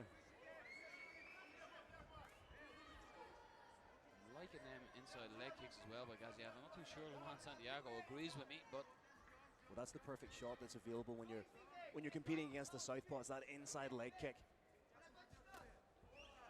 Goes to the body this time, Santiago. So expect him to mix it up and maybe go high next time again. Slight cut just between the eyebrows of Azamat Murzakanov. Gadzhi have plenty of head movement, plenty of feints now, trying to work his way in. You can see the southpaw Luan Santiago trying to keep his lead foot on the outside of Azamat Murzakanav's lead foot. Nice right hand, but a right hand followed by Gadzhi. Both fighters were millimeters away from ending the fight there. Nice head movement from Luan Santiago to evade those strikes. Mixing in the kicks, mixing in the hands. Showing a real diversity of attack. Switching stance again, Luan Santiago. Just offering different looks and different threats to Gadzhiev. I think he's switching in anticipation of getting Azamat Murzakanov to circle off to his strong side, his left side, and then switch back and unload some sort of a kick, or as we've seen, a spinning elbow, which he's partial to. Knockout of the year. For me, when that happened. That's a beautiful right. Oh, he wobbled him. Beautiful left hand it was that just shook Gadzhiev to the core. Momentarily. Bend the knees. Good recovery by Deadshot. And that's what I say when you see Luan Santiago get loose in there. When you see him enter that kind of flow state, he's so dangerous. He becomes so creative. Heavy inside leg kick, and the crowd even beckoned that one. Almost like the Coliseum, the noise rippling around the arena here in Bahrain. Azamat Murzakanov charging forward, and there's close in range and lands a big shot. Miao lands a knee on the inside and circles away, but Gadzhiev almost willing to just engage and take that danger of being countered while rushing forward. Neo-like movement indeed, Phil Campbell. That's what we saw against that fence. I think Miao is probably trying to set up a liver kick. He's thrown everything but from there, and it's the single best attack you can do from a southpaw stance. But in order to really land that with authority, he needs to beat Azamat Murzakanov into circling towards it. 10-second clapper. We see one more explosion. Nice left hand again, and it's really starting to wear on the face of Gadzhiev. And an excellent first round, thoroughly enjoyable. Both fighters showcasing high-level striking. Luan Santiago taking in the applause of the crowd. Muscle fiber so quickly. He is getting countered after that first shot. I think at some point he may want to try popping in and out, rather than popping in and moving forward. Because he is getting countered, maybe not as effectively as he's hitting, but he's showing some wear on his face. There was the left hand that shook Gadzhiev to the core, and this is where Gadzhiev just pushed forward, and a lot of that. First thing there, he just blew the nose as well. You know the effects of when that happens, so it'll be interesting to see if that causes any. We see the eyes start to swell up. Yeah. We know that that's exactly what the precursor to it was. But the big part about that as well, the nose bloodied, the mouth opens, you're more susceptible to that knockout. Yeah, it's going to impede the breathing because he can't breathe through the nose right now. Further, the blood from the nose actually can go backwards into the lungs, make breathing even more difficult. Not a great place to be in the middle of a fight with Miao. Beautiful leg kick, and again, that's. We take a deep inhalation when we see Gadzhiev throwing those shots because they look so close, but it just shows how well Luan Santiago is able to measure the range. Nice step in, right on the target of that bloodied nose. Left hand again, and a light-footed Luan Santiago looking to make a run in this super lightweight division, and so far he's putting out an excellent performance. Referee just wanted to close the hand. Blows the nose again, Gadzhiev, so that will tell you he's been affected by his breathing through that nose. see the frustration starting to creep in a little bit for Kasum, because much like he's almost in some ways he's almost trigger shy now. He's afraid to pull the trigger because he knows what's coming from Luan Santiago. And if anything, that gives credence to the striking then of Luan Santiago as he grows in confidence. He's almost waiting for the distance that can be covered so quick by Santiago. He's waiting for that to try and counter, but he just cannot get the timing of the Brazilian. This is the fight that he wants, Erick. You said you need to close the distance. You can't let him do this, and this is the range that Luan Santiago wants to fight this fight in. Miao's footwork is a little bit more efficient for this range. He pops in and he pops out. It Yeah, works very well kick. against an opponent who's continually stalking. Digs heavy to the body with that leg kick and mixing it up, goes low this time. Will he go for the hat-trick and go high on the next shot? Deadshot had some luck early with that left outside low kick. I'd like to see him try that again, maybe slow down some of his opponent's footwork. Beautiful, just straight straight and then back out. Maybe one criticism you might have of Santiago is he's thrown single shots. I think that's fair, but I think it's because he doesn't want to stay in the pocket with somebody as dangerous as Kasum Murzakanov, so he's trying it's to. more of a tactical adjustment than. I think so, yeah. Because if you spend any kind of length of time in the pocket with Kasum Murzakanov, chances are you're going to get caught. As we've seen, his teammate Felipe Silva, just in the fight prior, he was in there, he was engaged, looking for blood, looking for the finish, and he got countered and finished. So it can happen. A nice shots landed there, and the danger of that counter right hand by Gadzhi was there, but Santiago avoids it yet again. Exchange leg kicks.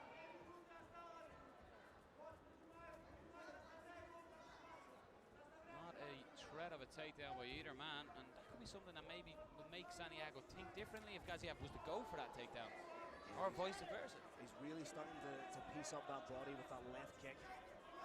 There's only a matter of time before he potentially finds range with it. Game as can be, he will stay in there as long as the minutes are ticking by. He will come forward, he will try to take your scalp.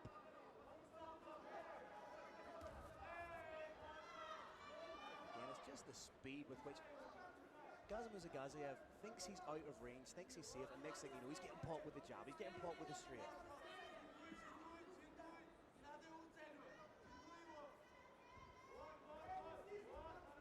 Santiago happy to occupy the outside and just land these pot shots.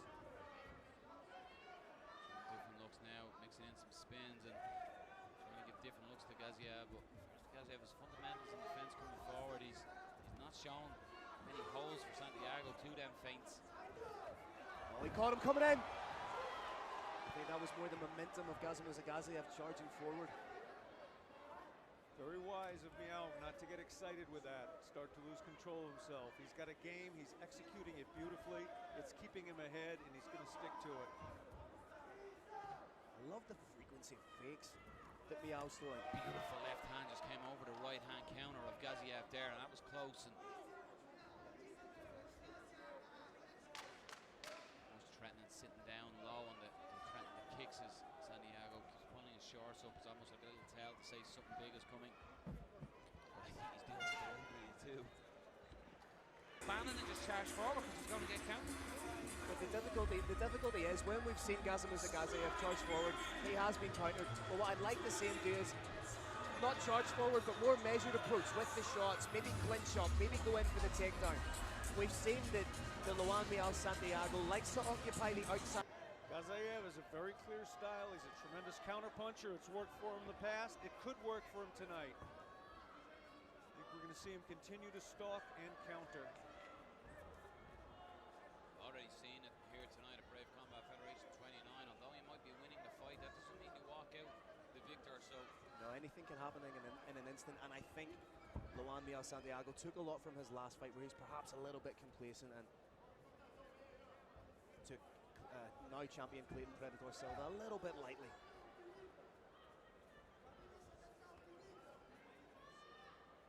Means to change stances, keeps changing, lands that right hand from that change of stance. That's a nice 1-2. Gadzhi doing a lot more stalking here, really trying to put the pace and put Santiago on the back foot. Good footwork though by Santiago just as he looked to be cornered. Circles out the opposite way. Nice lateral movement. Getting that jab nice and low out of the peripheral vision.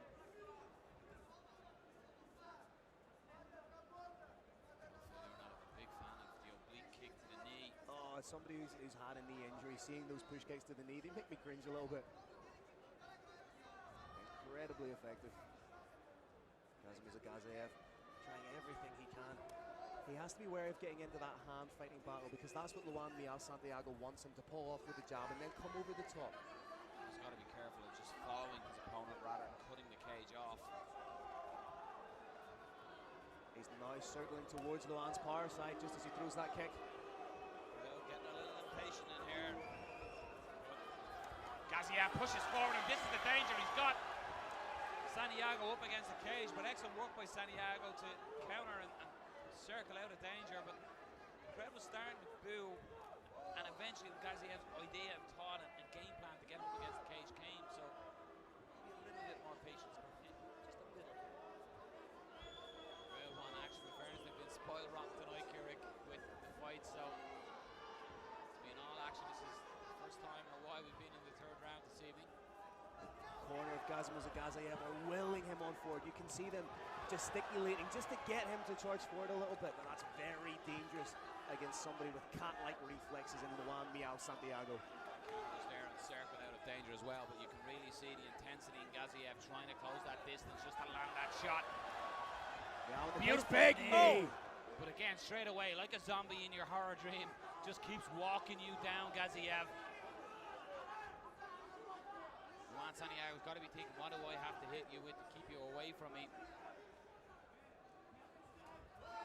But that's it once again. Luan Santiago lands the strike, gets out of the way. We know, we have seen the KO power of Santiago. He's landed clean throughout this fight, and yet he keeps pushing forward. Well, Gadzhi can definitely take a shot. Santiago into the crowd a little. Having a little bit of fun in there. I think the crowd might be getting a little distaste because he is circling away. There's a change of level, and the crowd are willing the big takedown, and all of a sudden Santiago has turned heel in Bahrain. Nice use of the wizard just to defend that ever so slightly.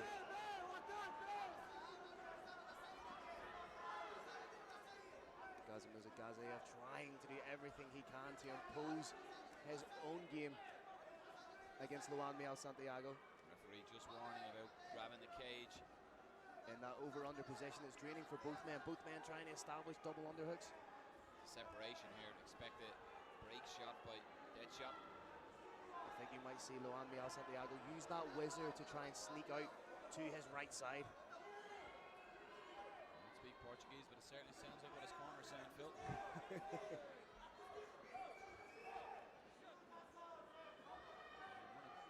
Gadzhi's cornerman decided he'd just stand up and walk to the far side of the cage to give instructions. That's not permitted.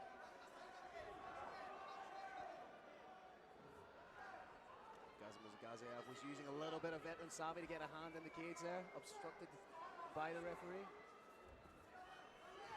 Nice body lock. I don't see it as cheating, I see it as experience. Santiago seems to be on his bike a lot more as we're coming to the latter stage of this bout. And it is Gadzhi who's pushing forward, but that's not going to be enough. Needs to go hunting. Kasum Murzakanov definitely wearing the story of the fight a little more on his face. Beautiful head movement from Luan Santiago. Turns and just jogs away. He feels he's got enough done here to get the finish. Thought about the capoeira kick. A little bit of capoeira. We go the distance. And of course, it was my fault. After 3 rounds, we go to the judges' scorecards. Your first judge scores about 29-28 Santiago. Your next judge scores about 29-28 Gadzhi. And your third judge scores about 29-28 for your winner by split decision, Luan Santiago.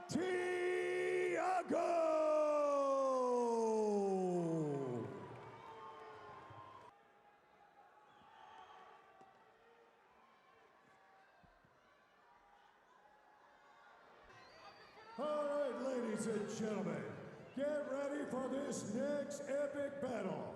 3 5-minute rounds in the featherweight division. Introducing your first warrior. Fighting out of the blue corner. This man is a mixed martial artist with a professional record of 12 wins and 7 losses. He stands 174 centimeters tall and weighs already 66.2 kilograms. Representing Kyun Centro de Alto Rendimiento and fighting out of Bogota, Colombia. Please welcome Dumar Corazon de Leon Roa.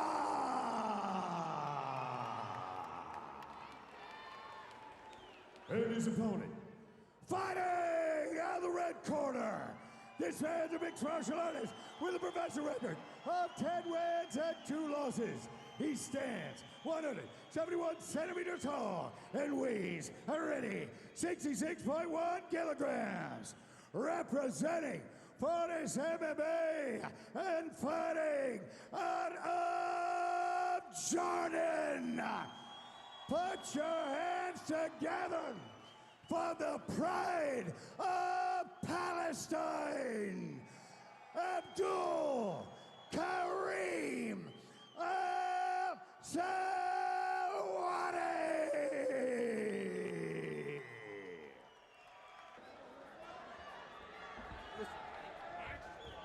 We forget how young Al-Sawadi is because he's been such a mainstay in the Brave Arena. But he's taking the fight to Dumar straight away. Low stance. Going to utilize footwork and plenty of feints. See how Dumar reacts. Undoubtedly one of the most popular fighters on the Brave roster. May have been clipped ever so slightly there. Took a knee and then smiled at Dumar, and we all know what that means now. Means, yeah, congratulations, you hit the button. Ooh, that kick just out of range, and Sawadi might need to be careful here, just coming forward towards Roa. I can appreciate he's eager to right the wrongs of his last fight, but challenger so far here. Dumar looks calm, composed, he's landing his strikes. He's implementing lateral movement, very intelligent against somebody as dangerous as Sawadi.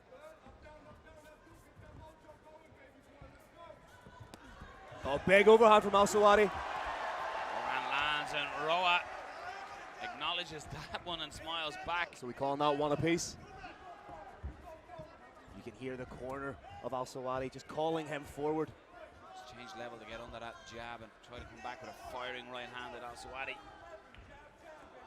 Al-Sawadi, by his own admission, said he's been incredibly pumped up this weekend and has had to tell himself to calm down on several occasions. Chance go up. No guessing who the hometown want to win here. Firefight looks it. Beautiful dig to the body. Sawadi wanting to add another finish to 8 he already has in mixed martial arts competition. Sawadi pushing forward with combinations. Sawadi doing an excellent job of pressuring his opponent, not just with the strikes, but also with the feints. Showing that kick, as you just said, Erick, he keeps threatening that kick. Roa staying calm. Nice little pop uppercut, yeah, no. Beautiful. So the counter striking by Roa is impressing. He seems to be happy to occupy the outside. Full credit to Dumar, he's landing his strikes. Yeah, Dumar landed a beautiful right hand there, and you can see the reddening under Al-Sawadi's left eye. Telegraphed that, yeah. My father back in Dublin seeing that one coming.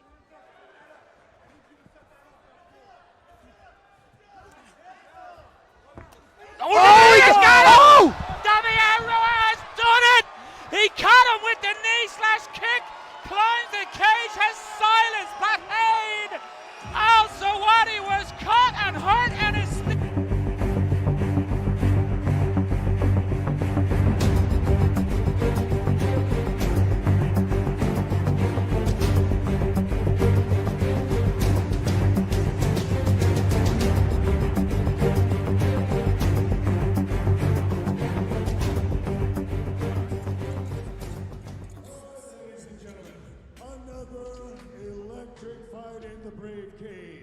This one comes to an end at 2 minutes and 29 seconds of the first round, your winner by knockout, Dumar Corazon de Leon Roa.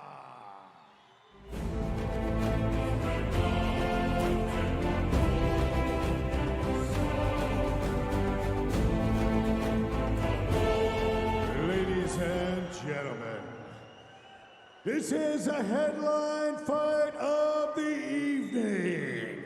3 5-minute rounds in the bantamweight division. Before we begin, let me ask you, the Kingdom of Bahrain, Helen Musta'adin. Introducing your first warrior, fighting out of the blue corner.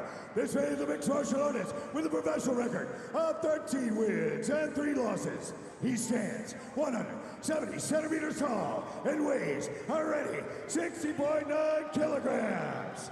Representing ATP Performance Training and fighting out of La Plata, Argentina.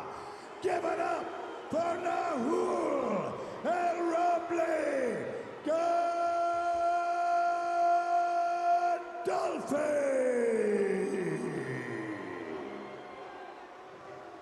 And his opponent, fighting out of the red corner. This man's a mixed martial artist with a professional record of 8 wins and 2 losses. He stands 170 centimeters tall and weighs already 61.6 kilograms. Representing KHK MMA and fighting out of the magnificent Kingdom of Bahrain. Give it up for the pride of Bahrain, Hamza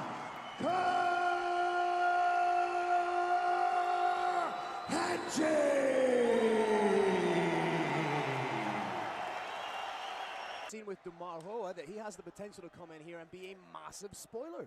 Heavy body kick straight away by Gandolfi, and Gandolfi clinching. Nice knee, some inside clinch work here. The Muay Thai shorts would indicate he's happy to be there. Kicks to the body. Nice left hand by Hamza. Coming out of that southpaw stance. Oh, beautiful head kick. He caught him. Referee is watching. He could be out. Big knees by Hamza, right in front of his corner, changes level, gets the takedown. And Gandolfi. This could be the best thing for Gandolfi, to get a little bit of time to recover, get his wits about him. I'm surprised with the takedown, Erick. I'm not going to lie. Did that surprise you that Hamza initiated the takedown? It did. And it looks like Nahul may have learned how to do a rubber guard in his backyard. Just covering up to them shots. Hamza landing some good shots from top position. Beautiful dexterity from Gandolfi.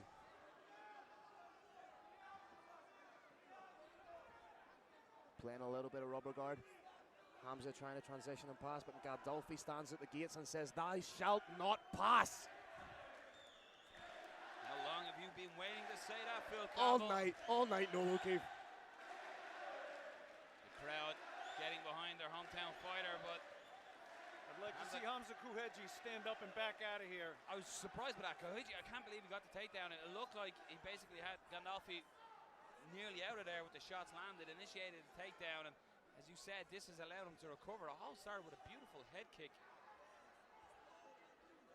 Gandolfi looks to have his wits about him, trying to make life uncomfortable as Hamza.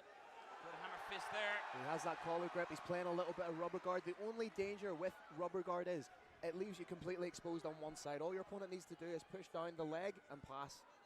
However, it does open itself up to a myriad of submissions. You can go a one-arm triangle. You can switch to an Ome Plata. There's a go-go Plata this week in the IMAFs. Exactly. Let's see a go-go Plata. But Gandolfi definitely got his bearings back, foot on the hip, just trying to push Hamza away. I wonder at this point now, is he saying, why did I take him down? I should have maybe stayed standing, but I have huge respect for every fighter that wants to dominate his opponent in all ranges, in wrestling, in submissions, in striking, but it's not always the right thing to do in a fight. Looking for an arm here, potentially. Koheji needs to keep the hips square here. You can see Gandolfi trying to work that angle, trying to slip that leg over the head of Hamza Koheji. You can see him working for it. Oh, cheeky toes in the cage. Experience, not cheeky. Hamza driving the forehead into the jawline. Gandolfi. Referee calls for a little bit more action. And I think this is where Gandolfi's going to be more comfortable after that opening exchange. I think he's going to want to stay here. You can see him working that high guard. And referee just warning for toes in defense. For those of you in Brave Nation not aware of all the nuances of the unified rules of mixed martial arts, you cannot hold onto the fence with your fingers or with your toes. The referee calling for a little bit more action, but I'm enjoying the tactical battle we're seeing here on the ground. There's looking for that arm as well, switching again. Potential triangle here if he can pop that arm through. Good work by Hamza Koheji, but Look there for the armbar there's now. potential for an armbar here. Hamza Koheji doing the right thing by stacking down, immobilizing the hips of Gandolfi, stopping him from really popping and hipping into that. Gandolfi loses position now, potentially because of them hammer fists raining down. Nice posture from Hamza Koheji on the toes, sitting back on the heels. Needs to be careful putting his hand on the mat there. He's inviting a Kimura. I don't know if he's shown that he's not going to just lie here and let you grind out the round. He's going to... Very dangerous off his back, throwing things up, keeping Hamza Koheji honest on the ground.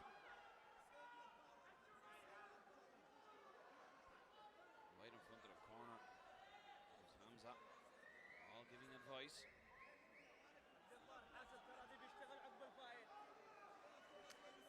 Real technical battle we're seeing on the ground here. The dexterity as well of Gandolfi. He looks like he's made of elastic bands, the way he can just switch the hips and throw the legs over.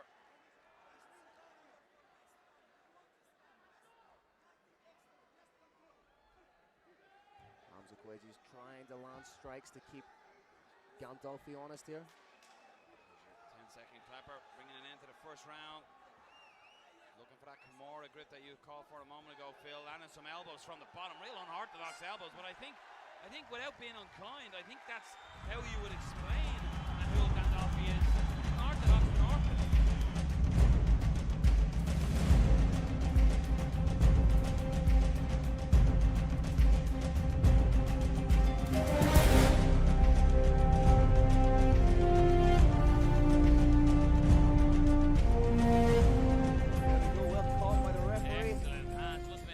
Keeper back in the day, good hands by a referee. Round two underway.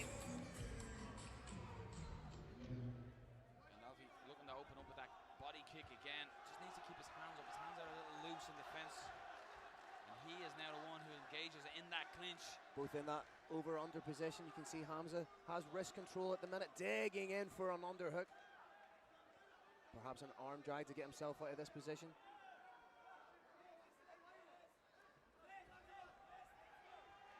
That's the game we'd like to see the Pride of Bahrain play. Watch out for that high kick from Hamza again. He had great success. Nice counter. Left hand after catching the kick. Again, going with that left head kick. Again, his shot seems to wobble Gandolfi again there. I thought potentially we could have seen a flying knee there, but Gandolfi just keeps bowing his head down, Phil, in a very unorthodox way. He's looking away from the strikes, leaving himself somewhat exposed. Now he has the head underneath the chin. If he were to score a takedown now, it could be interesting. Has that body lock on Hamza Koheji. 10 submissions, of course, Gandolfi, so he's probably happy to get it to the mat. May try that broomstick shelf takedown.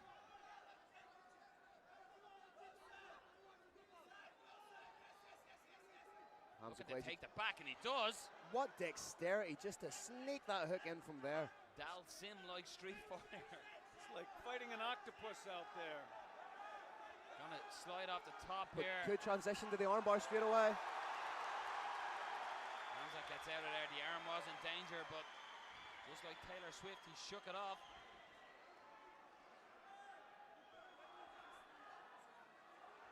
Hamza lands a good left hand in that combination in ground and pound.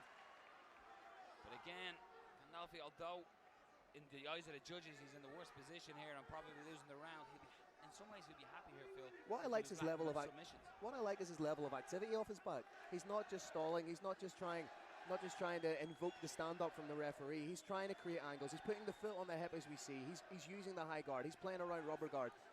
And he's threatening. The elbow's just past the point of the fulcrum of the groin there. May try and sneak for Reverse triangle. Yeah. Everything's unorthodox. But it's working for him. He's 13-3. This unorthodox method is you can't train for somebody who's so loose and you don't know what they're going to do next. It's not technically sound, you could say. He has the arm of Gandolfi trapped. May look to posture him, but again, he looks like he's searching for that reverse triangle. If he can just break the posture a little of Hamza Koedji. And that right arm, the elbow seems to be past the point of extension from that elbow, so the armbar is not a threat here, but you nail it. It's like an octopus here.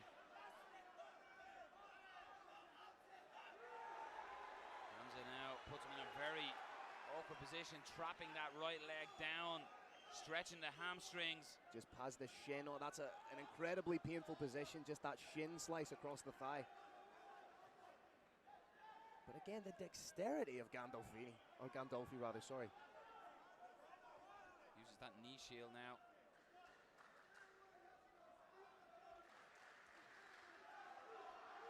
Shots raining down on top from Hamza Koedji. But again, rolling is Gandolfi. Looking for that armbar again, potentially. Where is the arm of Hamza? He again is trying to... Good awareness and posturing from Hamza Koedji. He sees the threat. He's not freaking out, because oftentimes when a fighter feels that and tries to pull out of it quickly, that's what locks a submission in. So he's just taking his time. He's being methodical. Transitions into full side control now. Landing elbows. They are huge elbows from Hamza Koedji. Switches the scarf. These are punishing shots coming down on top. Looking to hit. Potential crucifix here. Hamza may be looking to take mount. If he does, expect big shots. But Gandolfi doing the right thing, trying to get that knee shield in. And again, just slowly, almost sneakily, worms his way back into that half guard or guard position. Takes the body triangle from the bottom. Big hammer fist from Hamza on top, and again looking to throw the legs up. But I think he's just going to pass here. Again, huge strikes from Hamza. finishing off the round with heavy rain on top. Knee on belly. That's the horn for the end of the second round, and a big second round for Hamza Koedji. Bahrain reacts to the final Bahrain.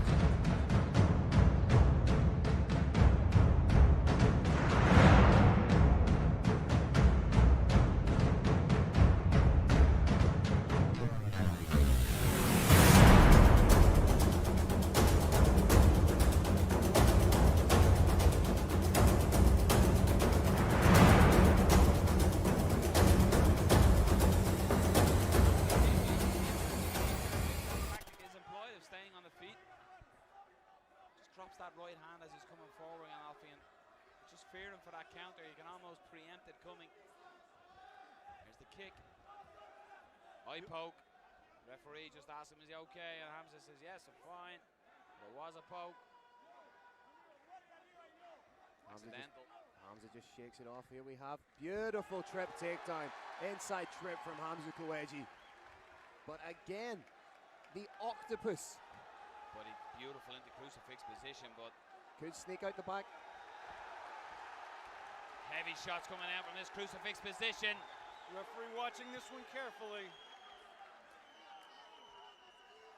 Has that arm trapped, forcing Gandolfi to buck the hips, which again, if he doesn't get out of position, is going to make him more tired. He's trying his best to get out of there, but caught in his crucifix position.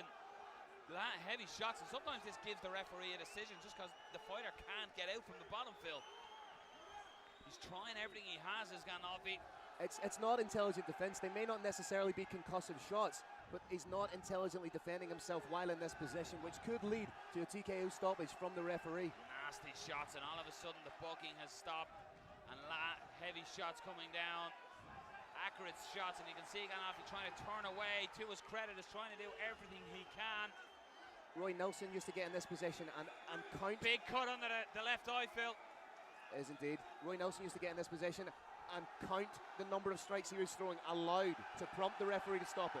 These are big punishing shots. The Referee's referee have that's it, it's over! Stop.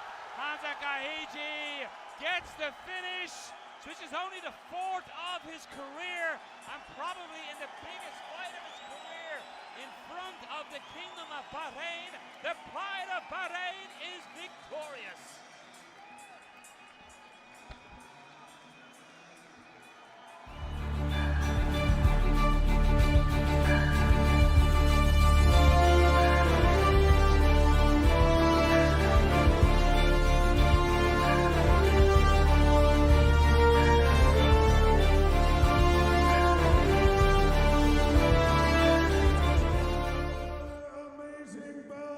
This one comes to an end at 1 minute and 44 seconds of round 3. Your winner by TKO due to strikes, the pride of Bahrain, Gadzhi!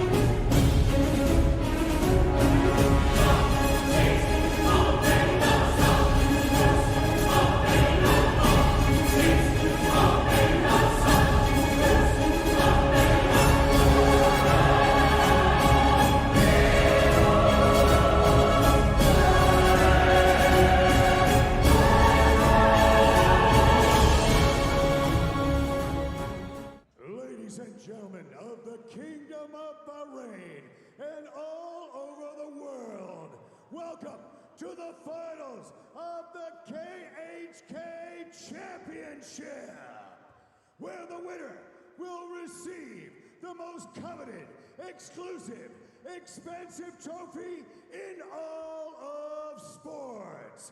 This is the fight that the world has been waiting for. This KHK belt is a whopping 6.2 kilograms of solid gold, and the winner gets a whopping $100,000. His Highness Sheikh Khalid bin Ahmad Al Khalifa has done it again with a trophy that no one has ever dreamed could be imaginable. Ladies and gentlemen, before we begin, I have one question for you and one question only. Are you ready?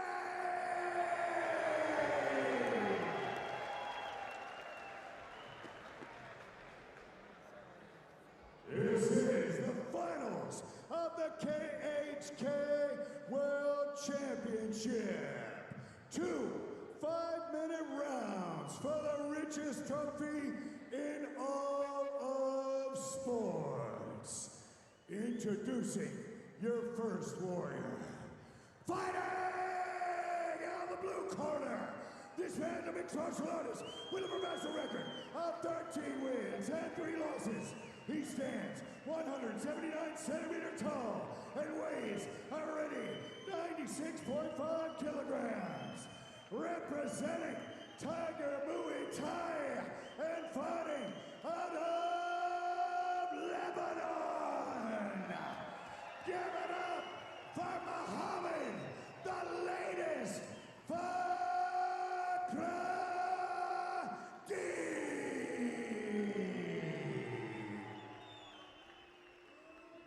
And his opponent, fighting out of the red corner. This man's a mixed martial artist with a perfect professional record of 8 wins and no losses. He stands 179 centimeters tall and weighs already 104.2 kilograms. Representing KO tribe and fighting out of Russia. Put your hands together for Azamat, the professional Murzakanov. Murzakanov. For fighter instructions, Aiden Mummy. Gentlemen, this is for the belt. We've been over the rules, you know what I expect. Listen to my calls at all times. Protect yourselves at all times. Touch gloves, back your corners, come out fighting. Good luck. Back we go. Back we go. Let's make some noise, Kingdom of Bahrain! Final of the KHK Openweight Tournament is upon us. Mohammad Fakhreddine, Azamat Murzakanov, we are underway. Here we go. Again, that darting fencing style. Looking to blitz Fakhreddine. Fakhreddine going to try and utilize them heavy leg kicks we've seen work for him. But look at the size of the legs of Murzakanov. You can already see a little bit of swelling after one kick from Fakhreddine. By kicking an oak 3. Both men a little tentative right now. Murzakanov using his legs to move in and out. Fakhreddine trying to break those Big legs. left hand! Oh, he caught him! And that heavy shots, and this is the power differential. Murzakanov raining down shots. Mohammad Fakhreddine doing everything he can to Fakhreddine stay is in. still in the fight. He turns to Spin at elbow! Trying to stay in. Fakhreddine is a monster! On a shield, change of levels by Murzakanov, and looking to land thunderous shots from top. How is Mohammad Fakhreddine still in this fight? Both these men are absolute monsters, savages with such heart and endeavor. Murzakanov, he looked seconds away, but somehow Mohammad Fakhreddine stayed in this fight, and that is an illustration of the fighter of Mohammad Fakhreddine, but now he has to contest with this beast on top. Fakhreddine trying to dig in for that underhook, trying to make it work for him. But Murzakanov just like a fire blanket. Murzakanov, we said it in the fights earlier, the power he possesses in that left hand, and illustrated beautifully there, but credit to Mohammad Fakhreddine. Has he got his senses back? Trying to push out the knee of Murzakanov. Murzakanov Needs to be stayed cool and calm and then landed that stunning overhand and left field. Murzakanov needs to be wary of the up kick here from Fakhreddine. You can see him staying upright. This is potentially allowing Fakhreddine some time to recover here. But expect it, dives into the guard, and expect that marauding and vicious, nasty, horrendous ground and pound. He's just pinning him up against the cage right now. I think he's going to elevate the legs and work from there. May triangle the legs a la Khabib. Mo's got his fence back up against the fence. He's halfway up. He's got to be careful. 3/4. Even the left hands landing here, Erick, are fighting the power by Murzakanov. He's up. Now he's got to try and pummel in and reverse the position. Needs to be wary of a trip takedown. Just Murzakanov may bump him off the cage and then implement an inside or outside trip. There he is. Here we go, back in Fakhreddine back to where he wants to be. All caught with the jab. back in the battlefield, but light on the toes is Murzakanov again, and nice inside leg kick by Fakhreddine, but he needs to get his back off the cage, I feel. Easier said than done. I'd like to see him implement a little bit of movement, but then again, you take into consideration that this is his second fight of the night. So much respect for both these men. Unbelievable. Will we have an Ultimate Fighter moment where we end up paying out 2 fighters? Fakhreddine just trying to wing that counter right. You can't blame him because the shots and power coming in that he's taken on board. That's a nice kick from Fakhreddine. Terrifying. Oh, His foot is he's hurt. He's hurt his foot. Referee send, let's go. Referee send. Fakhreddine calling him in. Mohammad Fakhreddine going, no, let's continue the fight. Beautiful head kick from Murzakanov. Moments away from shaking hands, then to throwing up the head kick. Murzakanov was almost showing mercy there, and Fakhreddine was like, no, I want this. The heart of Mohammad Fakhreddine. It's Oh, he's caught him. It's it. It's over. It's all over. Hellacious. Wow! A hellacious left uppercut.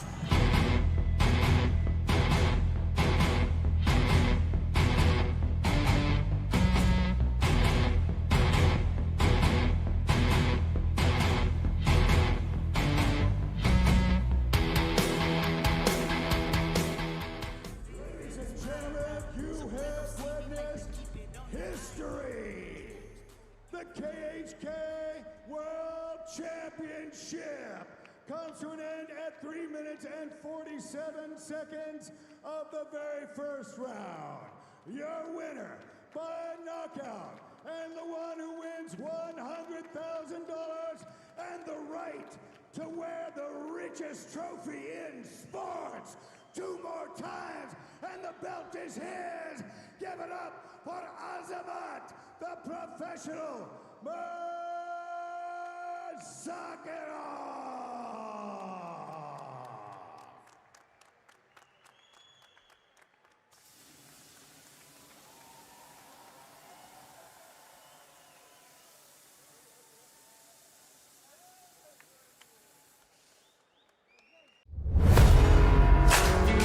In November of 2019, the Kingdom of Bahrain played host for the 3rd year in a row to the biggest combat sports festival in Asia, the Brave International Combat Week.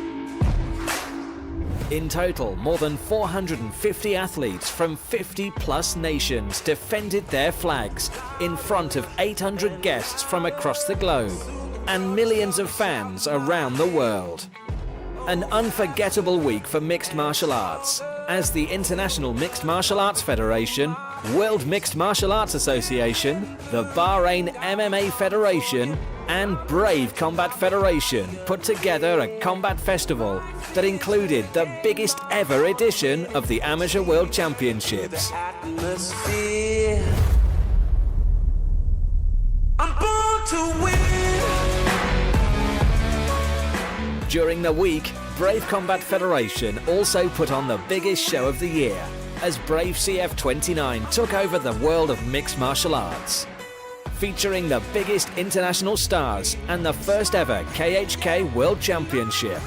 A one-night, 4-men open-weight tournament that put on the line the most prestigious prize in sports, the KHK World Championship Belt. While the young athletes in MMA progressed through the amateur tournament, top professionals got ready for the biggest fight of their lives at Brave CF29. Get a closer look at the preparations and progress made by amateur and professional fighters throughout the biggest week in the calendar for combat sports.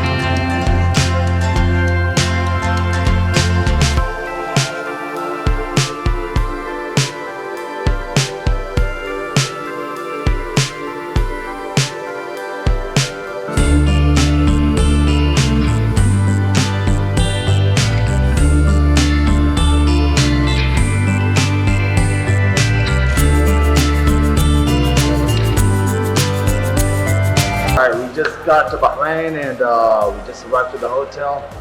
I'm very excited for the openweight tournament. And come out on top and win the whole thing, inshallah. I'm coming for this. This is my goal. It's going to be the IMMAF. That's another thing that I'm excited about. Got a lot of friends that's going to fight in it, and it's going to be a good week. Bahrain always been good to us. Let's do this.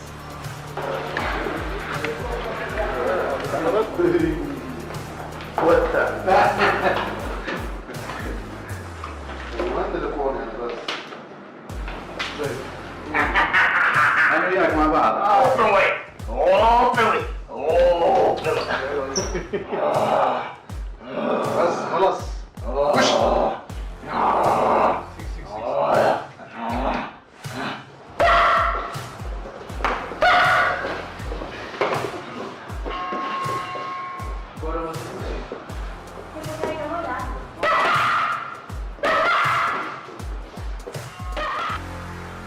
The preliminary round is underway with stunning submissions and knockouts as the young men and young women take their first steps in the sport of mixed martial arts and get the experience they crave on a global stage.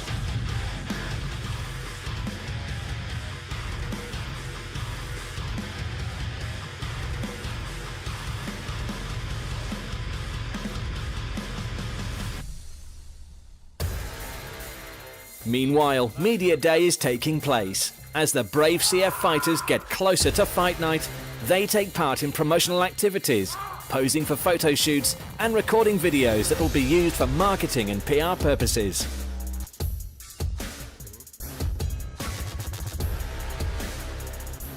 Even though most of them are starving from their weight cuts, the mood is joyous and they laugh off the minutes they spent in front of the camera.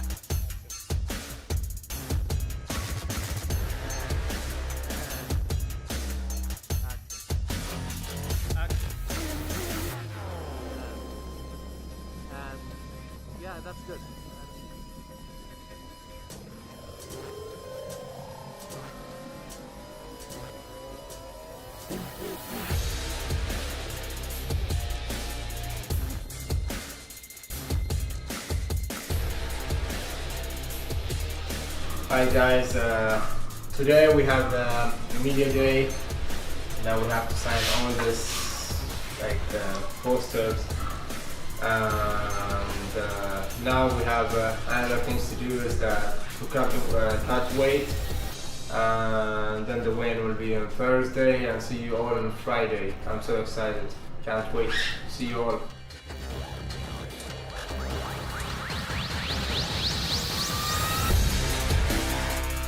Back at the Khalifa Sports City Arena, the brackets for the IMMAF World Championships continue to advance, as only the cream of the crop will survive day 2 of competitions.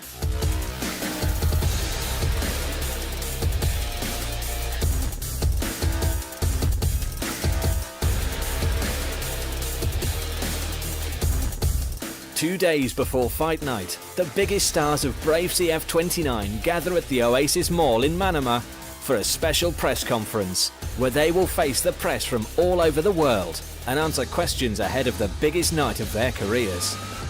Unfortunately, the proceedings are kicked off by bad news. And ladies and gentlemen, we have an announcement to make that unfortunately our main event for the inaugural flyweight title has been canceled. And we now will give over the microphone to Jose Shorty Torres, who has graciously come here to make a statement to Brave Nation and the entire world.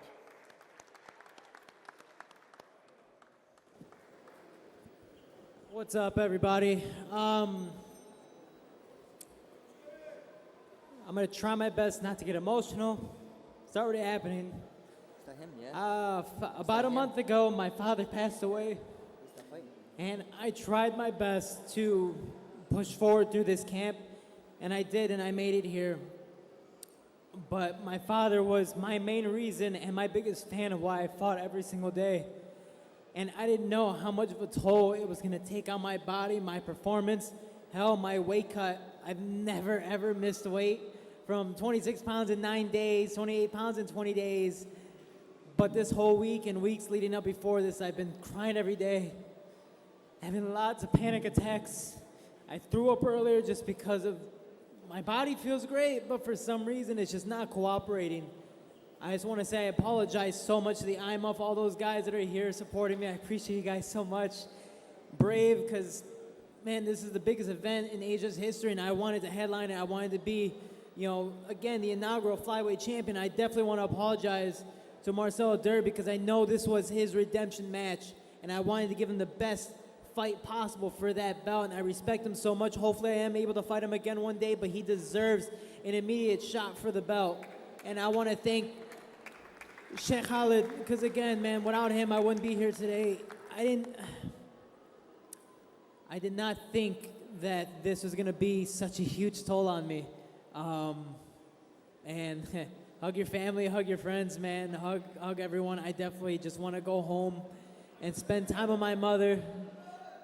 But I'm doing my thing, man. I just want to say I'm sorry. I appreciate all the love and support. And hopefully this will come very, very soon. You see me back in the Brave cage very, very soon. Thank you so much, guys. And enjoy the rest of the show. Good luck, everybody else.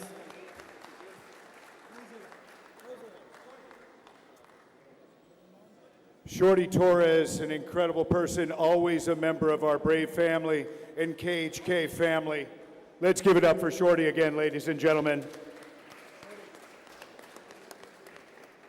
I want to call to the stage right now his opponent for that match that has been canceled from Brazil, Marcelo Dur, ladies and gentlemen. Eu treinei bastante para estar aqui hoje. É a minha segunda oportunidade de estar no Bahrein, de estar lutando pelo cinturão.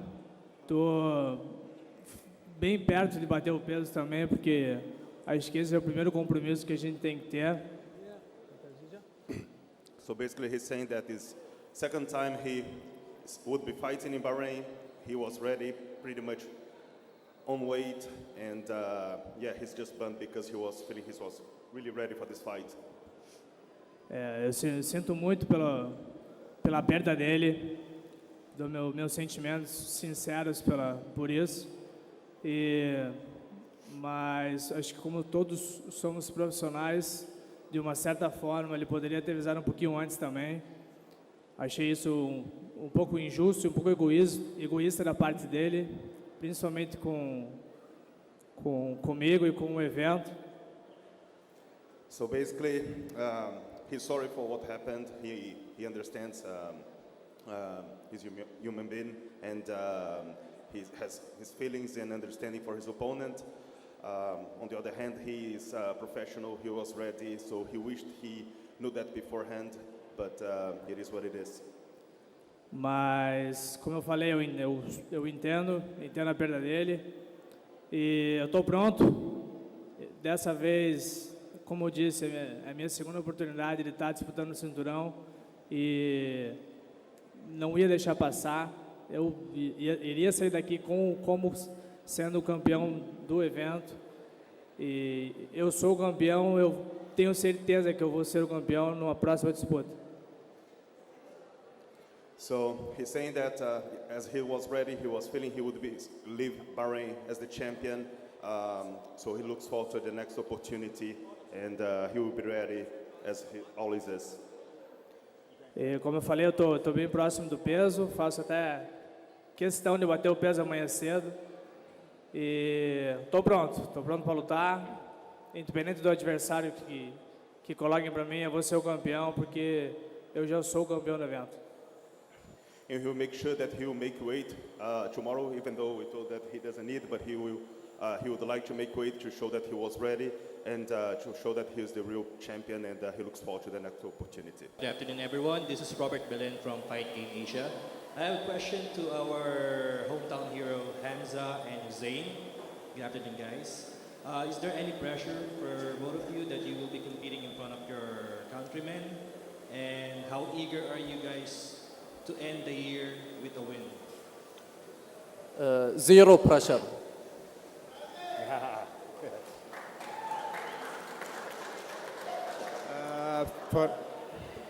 For me, there is no pressure, of course. For me, I'm just happy to present my country, in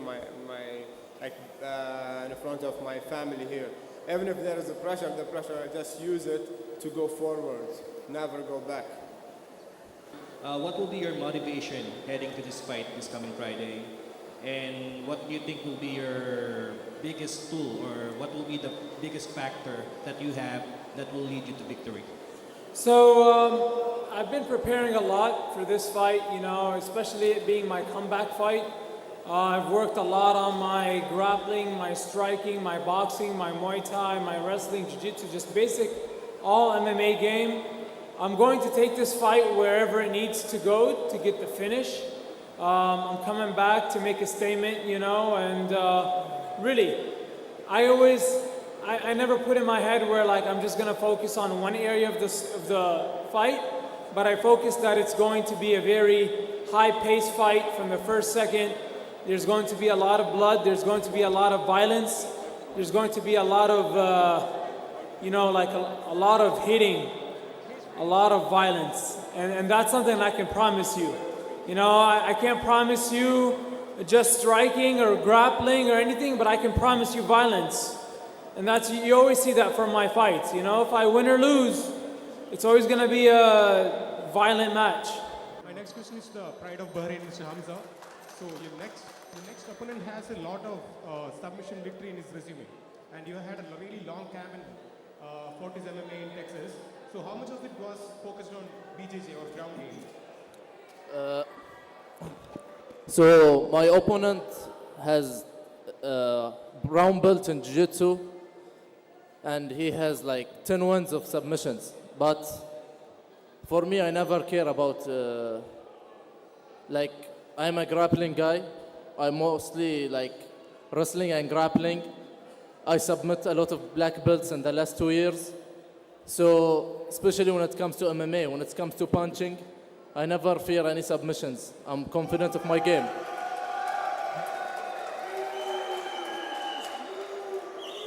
So, like, I'm really prepared for this fight. Striking, grappling, wrestling. He has good submissions, but he doesn't have any wrestling. He doesn't have any wrestling. So I can choose if the fight wants to be up, want to be down. If he has good I take him down, he has good grappling, I can choose to stand up and strike. I can choose anywhere I want to be the fight. I am in control of the fight. I'm prepared a very, very big and win this fight. It's really important for my future, my family, and my country. I respect the kingdom, but I want the kingdom love me too when I finish this fight and finish Hamza. How? Second question. How you're gonna finish me? Yes, sir. We will see that same day. Second thing, my second brother, Hossein Ayat, I want to ask his opponent, how are you, how's your thing? I think you feel good. So what do you think about my brother?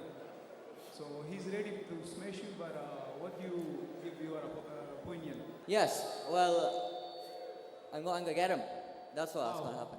Yeah, the moment I hit him at my first shot, with my first power shot, the first thing that he'll want to do is shoot.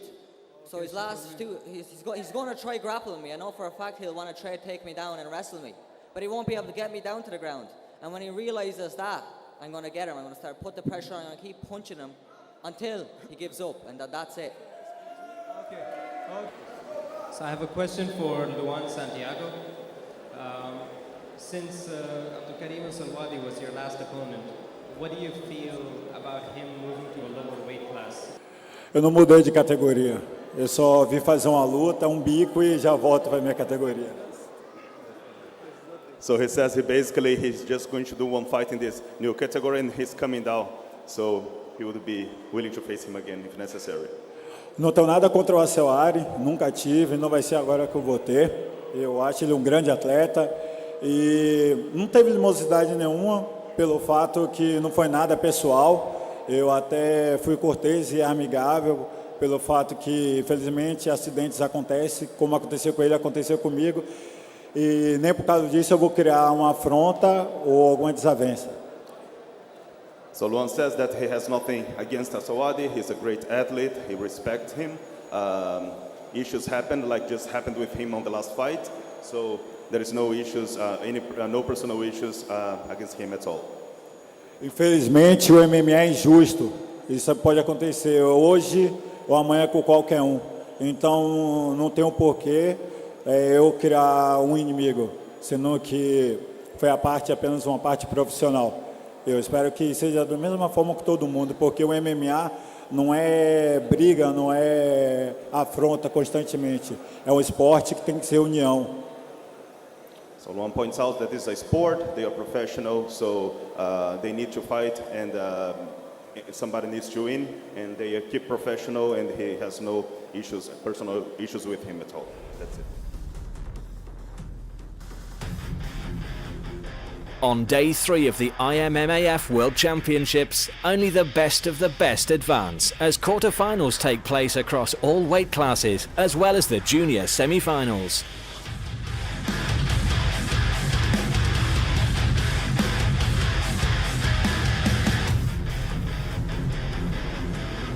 One day later, it's time for the best amateur athletes in the world to rise up to the occasion and book their places on Saturday's final.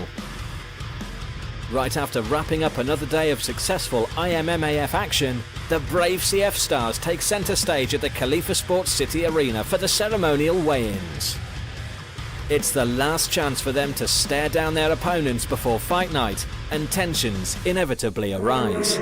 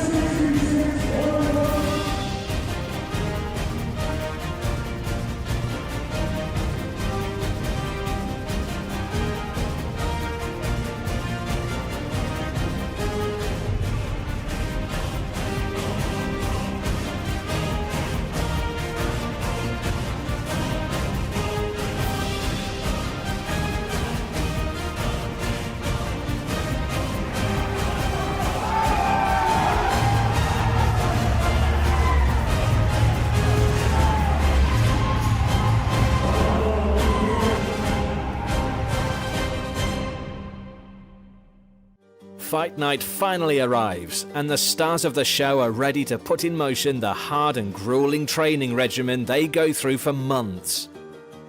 Athletes from 17 nations defend their flags in front of a sold-out crowd and millions of people watching around the world.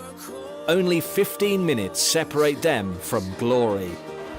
We are live from Khalifa Sports City in the magnificent Kingdom of Bahrain.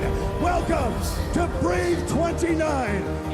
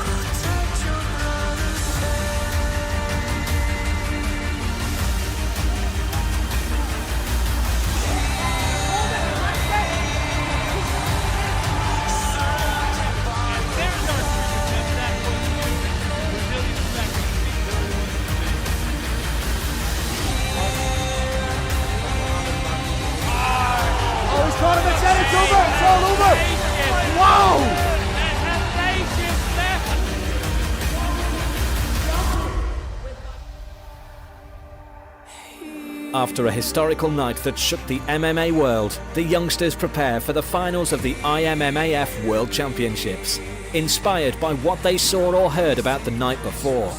Gold and silver at this level will lead them to bigger and better things once they go pro. Many of the young men and women that competed during the week will be hoping to make their professional debuts and eventually fight under the Brave CF banner. Recognised as the top MMA global promotion in 2019, Brave Combat Federation has repeatedly raised the level of the sport, providing a truly global stage for their fighters to showcase their talents. Putting on shows around the world, Brave CF has globalised mixed martial arts like no other promotion has been able to do in their first 3 years of operations. The next few years will bring even more positive changes as the growth of a global ecosystem of mixed martial arts continues. Stay tuned, Brave Nation.